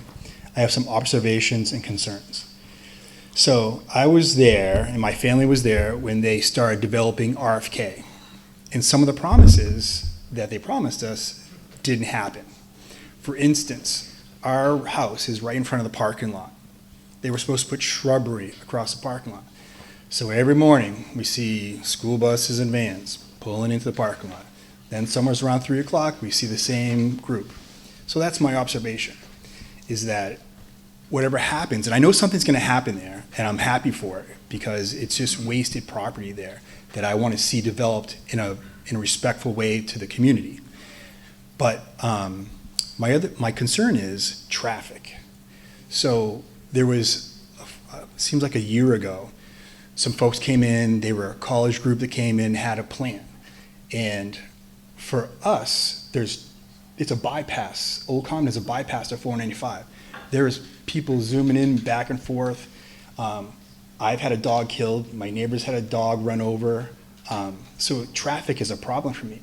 So to be not responsible, but I would not want the extra traffic generated by this development to dump into Old Common that's already there.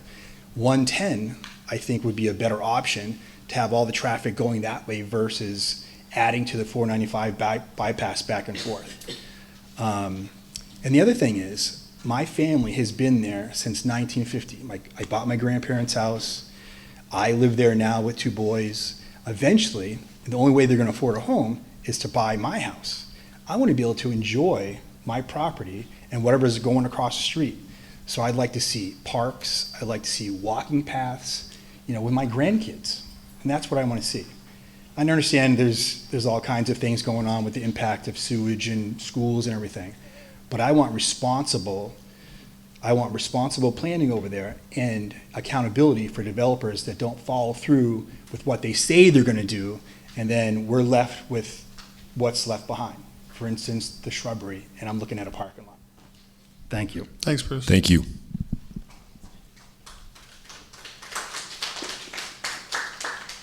Jackie? Jackie Reiner, 270 Bolton Station Road.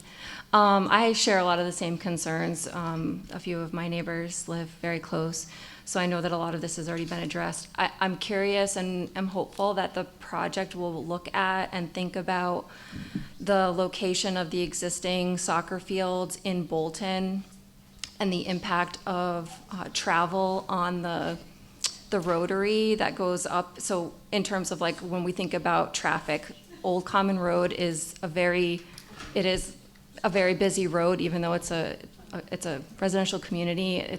There have been some pretty significant traffic violations in that area. So I understand that we want to think about and be really conscientious about the way that the traffic is coming in for more of the residential areas. But I also think too that when we think about the plans, knowing that there's really awful parking, it's pretty dangerous when you are on Still River Road and you're over by the soccer fields, that families are having to park on the side of the road. So just thinking about the integration of the space for our neighbors. And then just to reiterate too, I know that we have a lot of these existing neighborhoods that do have their own, I think, distinct flavor, and that's lovely, but it would be great to see something that's an integration of all of those flavors, and so I appreciate your presentation, so thank you. Thanks, Jackie. Thank you. Jackie's also on our school committee, so thank you for serving the school committee, Jackie. Alex Turner. Hi there. Thank you for a really inspirational overview. A couple of just housekeeping or quick things. I'm sure somebody has probably checked it out, but Lancaster is blessed environmentally and historically, as you mentioned in your opening. For that reason, we're part of the Nashua River ACEC, and the line is very close. I don't know if you've looked at it or not, but that certainly needs to be considered when you're proposing plans. The other thing is, true confession, I was on the select board when the town was hoping to help drive this policy, and we certainly heard a lot of the concerns that you've heard mentioned already. So I did get off the select board. I was a little surprised by DCAMM, Lisa, and others were fabulous to work with. So it was, this was not DCAMM. And my understanding is, in working with Lisa and others, is that was our opportunity to sort of negotiate with developers and so on. I know zoning is a policy document that will hopefully drive the vision. But correct me if I'm wrong, I think we gave up our right to tag this when we decided to allow the state to move forward with DCAMM. I do appreciate the engagement, and I will say I love the plan that you showed. The first couple plans that we had as a town were not nearly as inspired. So, but what leverage do we have at this point? It's just really helping shape the zoning, isn't it?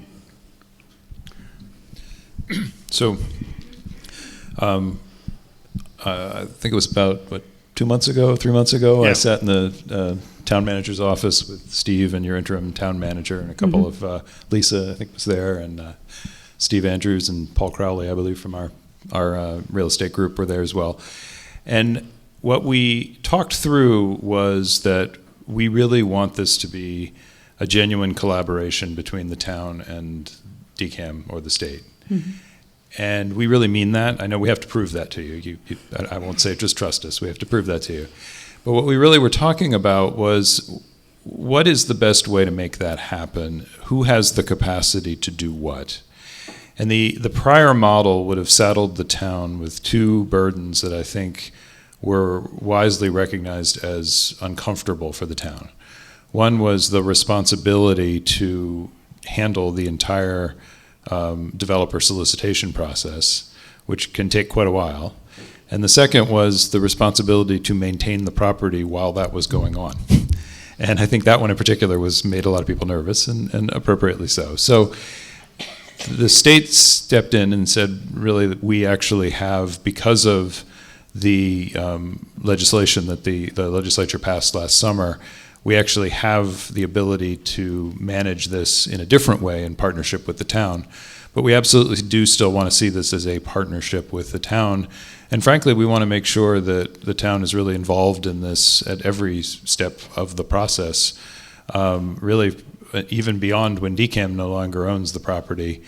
But what I think is really important from my own experience as a municipal official, I was an assistant city manager and a planner for a long time, is that very often we sort of do things backwards when it comes to development, and we create the opportunity for engagement at the very end of the process.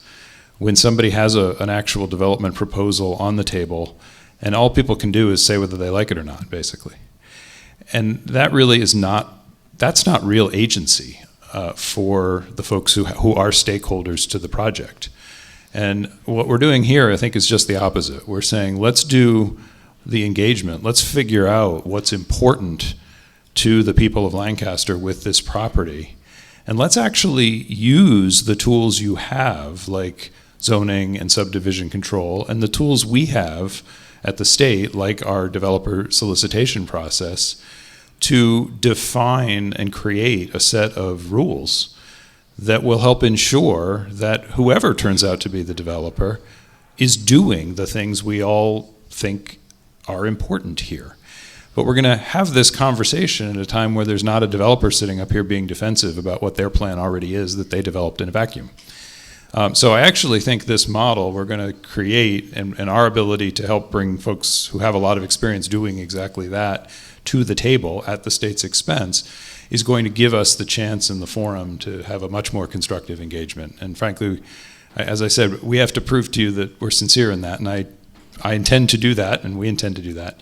But that's really what we're trying to do here. No, that's wonderful to hear, thank you. You've heard the skepticism, the hopeful skepticism, I'll say, in the room, and in fairness, DCAMM gave us ample opportunity, so I know that this is an extension. I appreciate you keeping a watchful eye on it, I think everybody does. The other thing is that my understanding is Lancaster is still not MBTA compliant, and soon that will be an issue. And then there's 40R. Are those things that we need, that we can incorporate into this? And I think that's, I can't read my own hieroglyphics, but Thanks, Heather. I think those notes. Thank you very much. Thank you. And keep in mind, as the next person's walking this to the microphone, there was an eye-opening meeting we had with the commissioner, because when we were going into the meeting, we thought we were still operating under the town was going to take this land for $1 and have to carry, I think, Roy, we had $200,000 or $250,000 in the budget to carry the property each year, not knowing what more was going to be out there. And about 2 minutes into the meeting, the commissioner was like, I have great news, and laid out what we called option one of the two options that we had to decide from. So it was an eye-opening opportunity that's really led to this great partnership tonight. Sorry, sir, go ahead. Hi there, Rory Scowron. I live at 85 Old Common Road. This is my first appearance at a town event. I moved to the town 11 months ago. Oh, welcome. I definitely want to echo what's been said about the concern for traffic on Old Common Road. I think that Still River Road may be a better option for a primary entry point. I have two small children, 3 and 1, and a dog, and definitely concerned about increased traffic.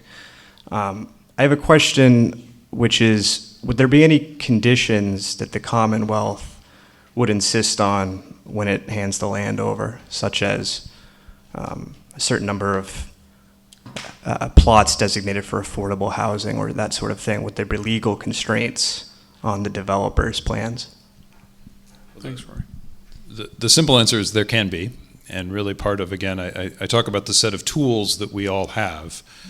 We want to start with what is the vision, and let's get the vision right, let's get the plan right, and then let's figure out which of those tools are going to help us implement that. Some of those are things that the town, those are levers the town has, and others are levers that the DCAMM has and the state has. And so one of those is we can include things that are fundamental requirements into the developer solicitation or the RFP. But I don't want to say we're going to until we know that that's the right tool to achieve the desired ends. And I don't even want to say that until I know what those desired ends are. That's really the right sort of sequence to get there. But tools do exist, and we can do that. I was really asking if you must do it, like if there was a legislative requirement. There is a legislative language that encourages us to prioritize affordability, but it's non-specific.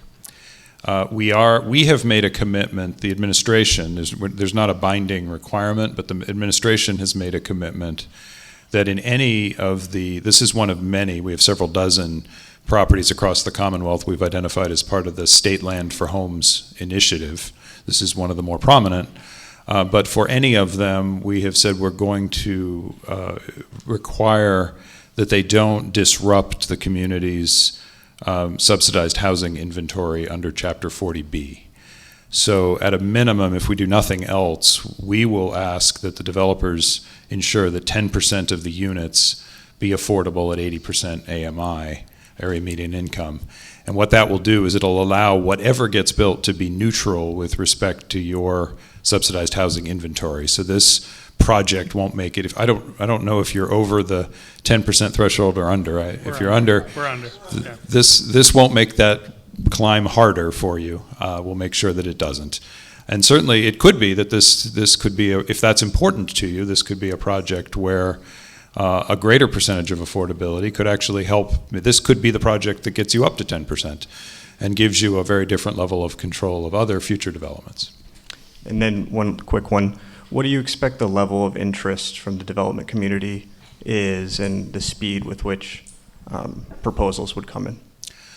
Well, I think we don't know yet because we don't know exactly what we're marketing, but what I can tell you is everybody, including myself, who has seen this community, and apparently you 11 months ago, we're really impressed by this community and consider this community a really attractive and desirable one. And I have a feeling that will translate to a lot of developer interest in doing work in this community for the very reasons that I think you all love and appreciate it.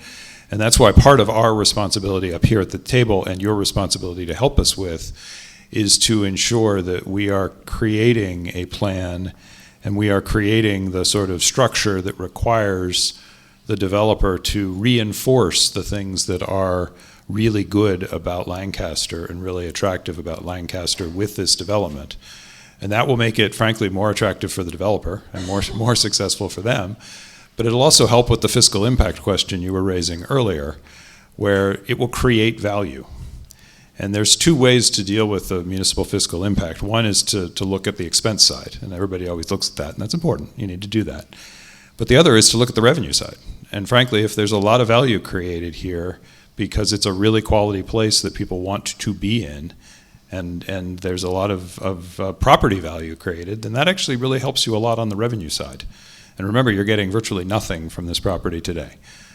So it's entirely possible. We haven't done the analysis yet. We don't know what to analyze yet, but it's entirely possible this could actually be a windfall for you in terms of municipal fiscal impact. I don't want to promise that because we don't know, but it's definitely a possibility. Thank you. Thank you. Yes. Hi, Samantha Zedeker, 558 South Meadow Road, speaking as a private citizen. So in the presentation that you provided, with a lot of the examples, it had strategically placed green space, but it just looked like trees or grassy areas. So what is the thought that's being put into recreational space, considering this will be used for multi-generational living, with senior housing, with 2, 3, 4 bedroom housing where families will come, and or children visiting grandparents at the area, and the thought of fields, walking paths, playgrounds, different things for fitness for all ages and all levels? Yeah, again, we're here to listen to your desires and not reach conclusions right away. However, I mean, I can say pretty clearly, a number of people have mentioned walking paths. Most of the developments I've worked on, we don't need to put walking paths in because everyone loves walking down the streets. So the idea, or the pedestrian streets, like some of the, as I showed, some of the houses sit on pedestrian streets. The idea of separate walking paths that might circumnavigate the development tend to be less popular than the actual streets and public spaces within the development. So I'm to be honest, I'm not sure of designating additional walking paths to the incredible walkable environment within are necessarily a good idea. That's something we can talk about. There's a lot of low-lying land in this site, which is a wetland buffer, which we can't build in. So that's immediately available. It's not wet. It's just the setback from the wetland that guarantees a certain amount of open space that would be ideal for the sort of active recreation that you're talking about. And I can say we do value active recreation spaces as part of our plans. Thank you. Thank you. George.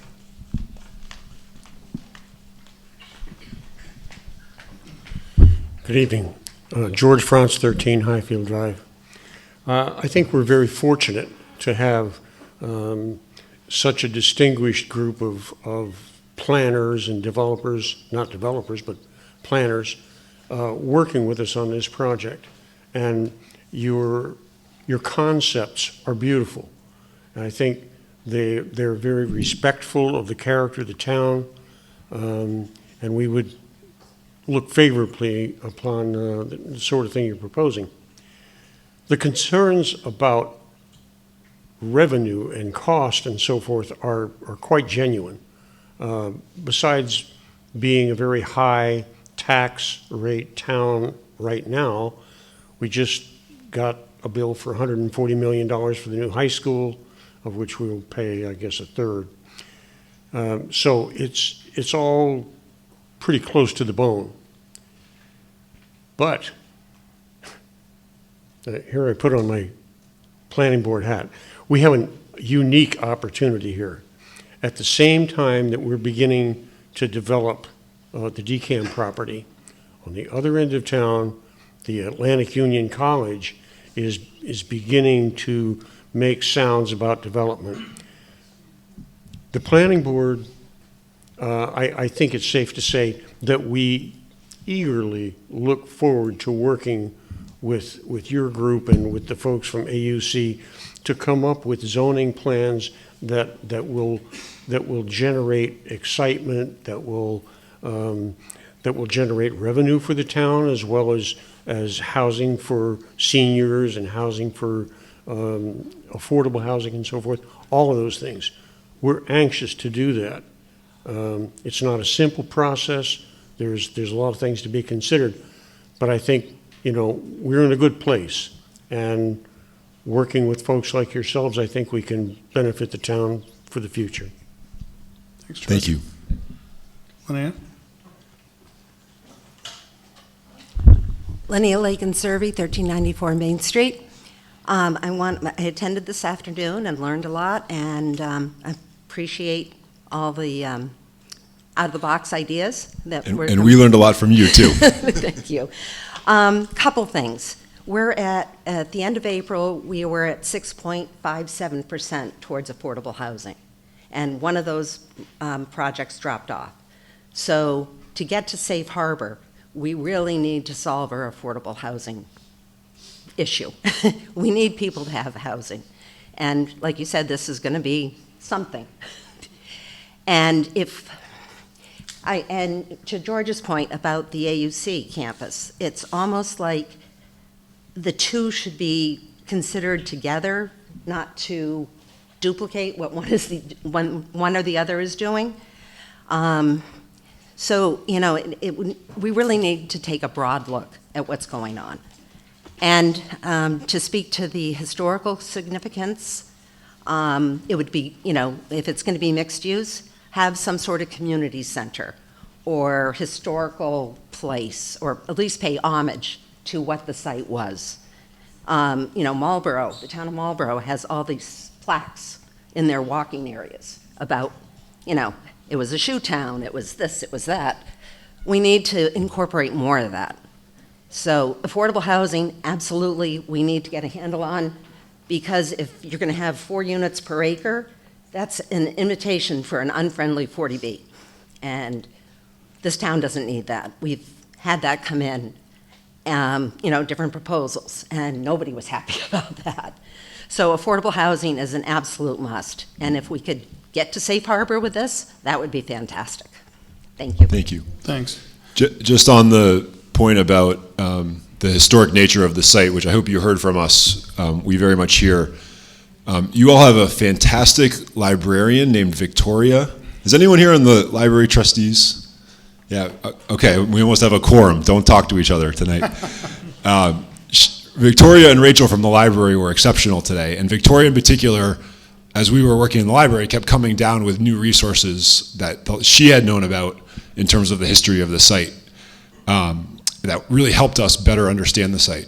But maybe more importantly, she said, I live in Worcester, and I'd actually love to live here.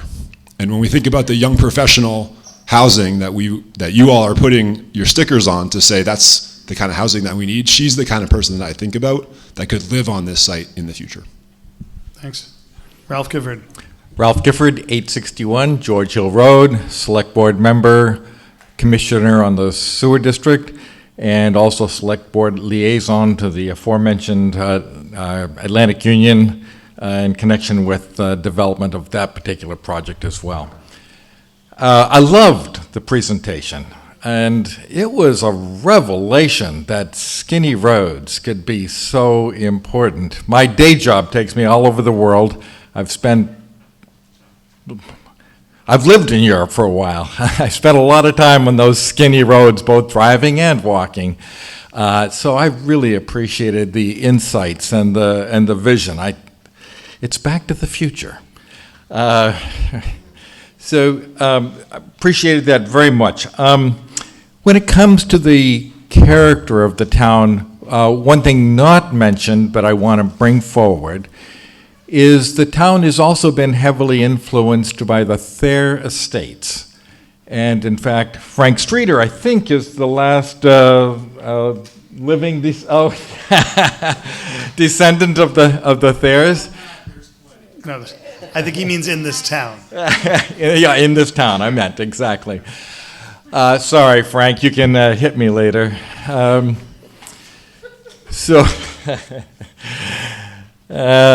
we're really fortunate by a lot of what the Thayers have left us with the legacy. It's certainly, I mean, it's affected our town green, the buildings and so forth, what you see here. And it may be something that we can also connect in some way with this project and build on to bring that character. I love the way the presentation talked about understanding the essence of a community, how to bring a development that's going to be consistent with that. That's awesome. Some questions. And wouldn't you know, my phone just went, here we go. Walkability. You mentioned right at the beginning of the program, of the presentation, that there needs to be a reason to walk. And you mentioned in connection with that, mixed use, at least that's how I understood it.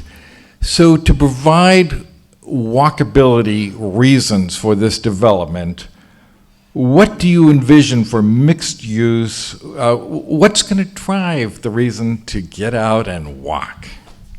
I have a few other questions, and I can do them one at a time or do them all at once. And I don't think I'll remember the first one if you ask me a second.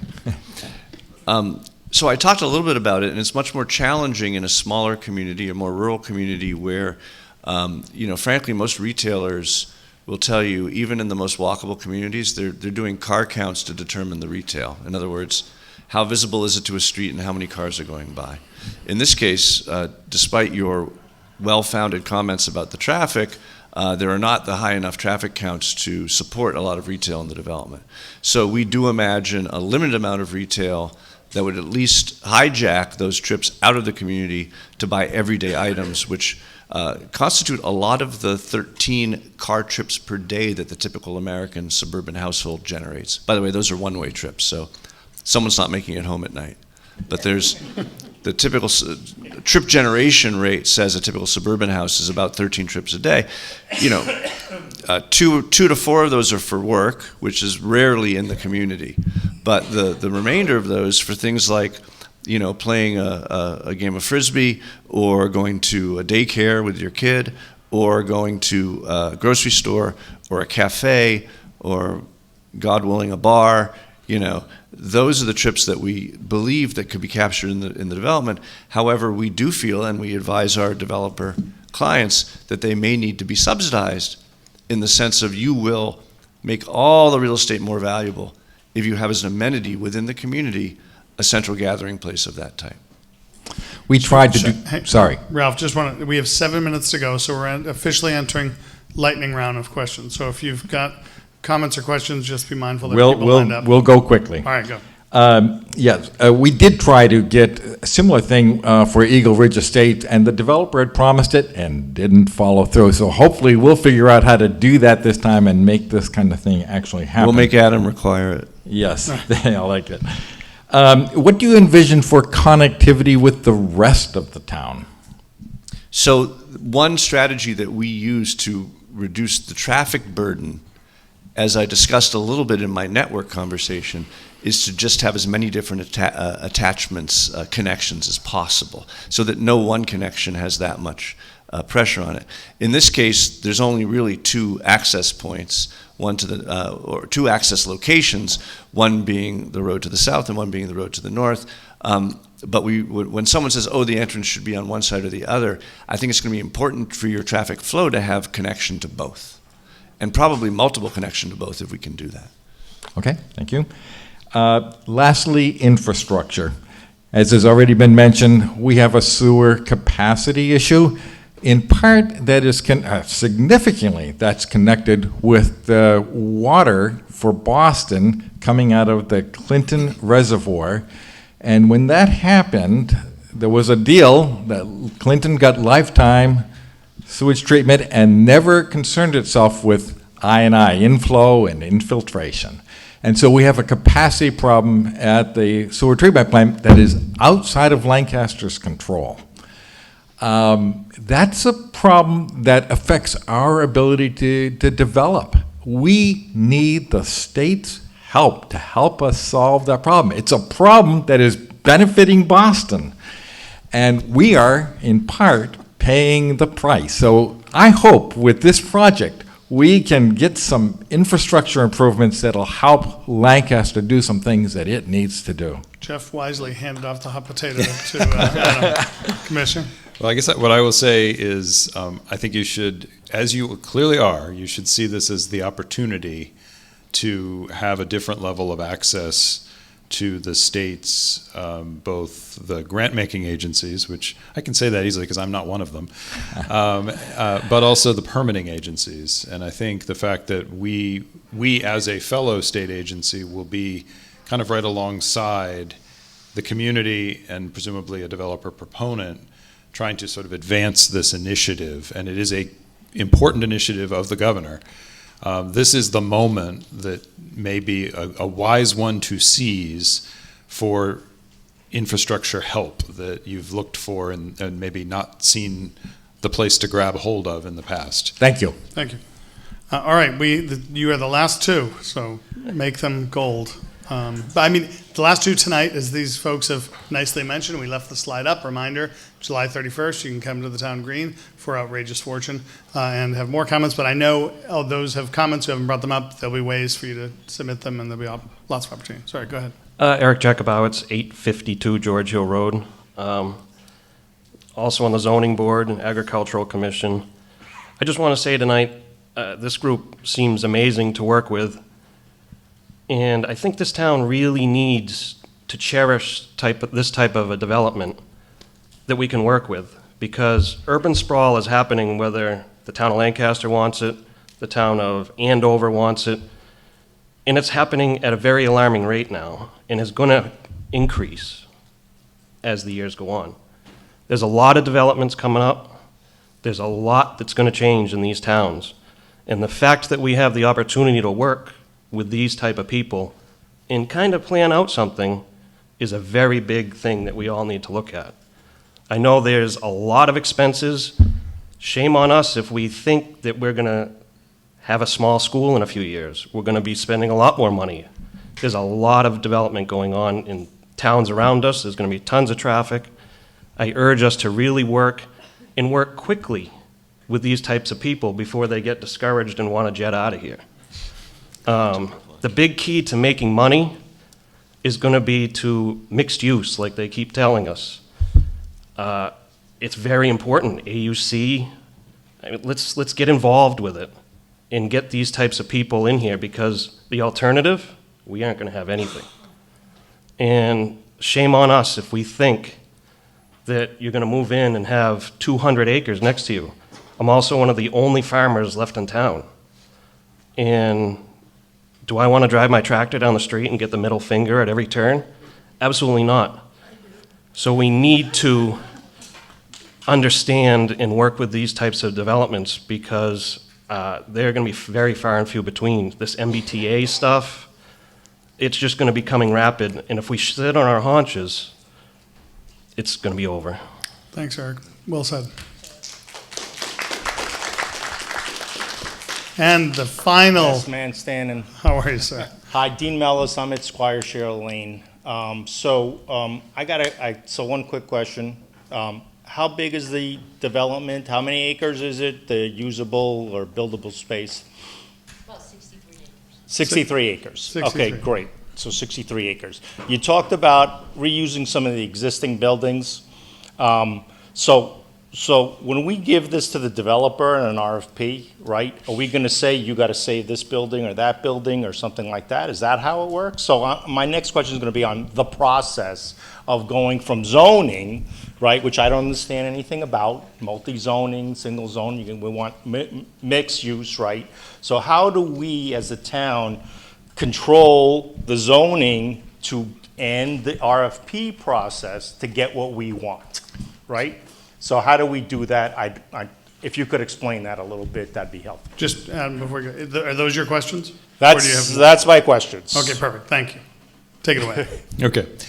The number one thing is to focus first on what is it that you want. And I think we need to all understand that. And we need to figure that out. And then we will figure out with again, I've said this before, the various tools we have at our disposal.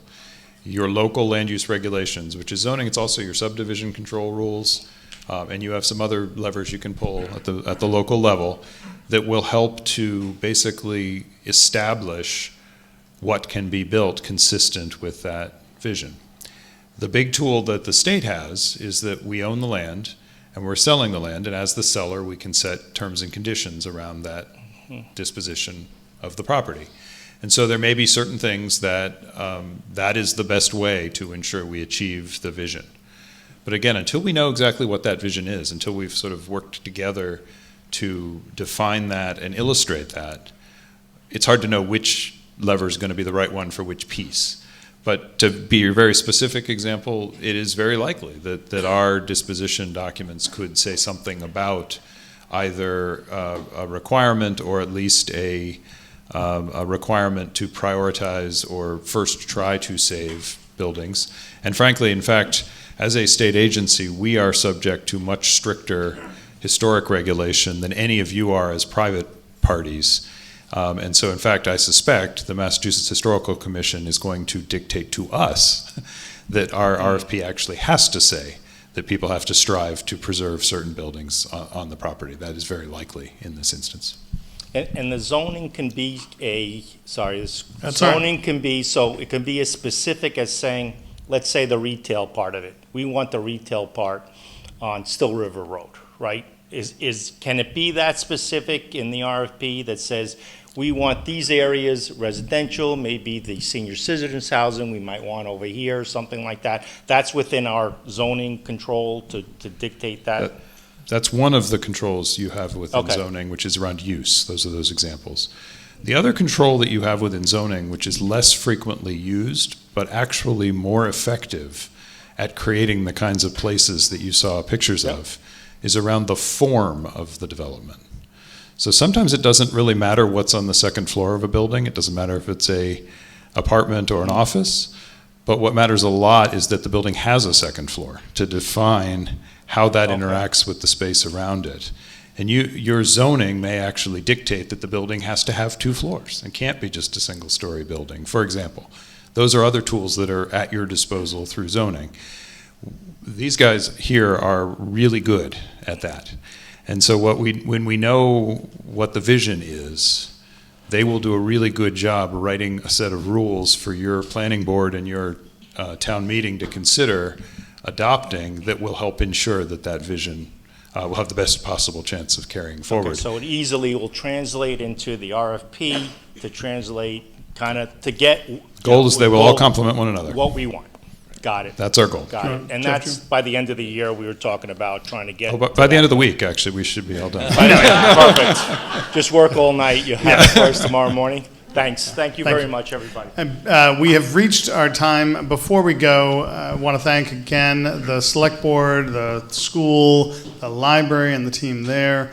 All of you for coming. Also, our great friends at Speck Dempsey, our incredible partners at DCAMM, and Sterling-Lancaster Community Television, who I'm assuming is going to be broadcasting this. We thank everybody for coming tonight and for continuing to be a part of this to make sure that, as they've all said tonight, that your vision is what is seen in the work that comes ahead. So thank you all very much. Have a good evening.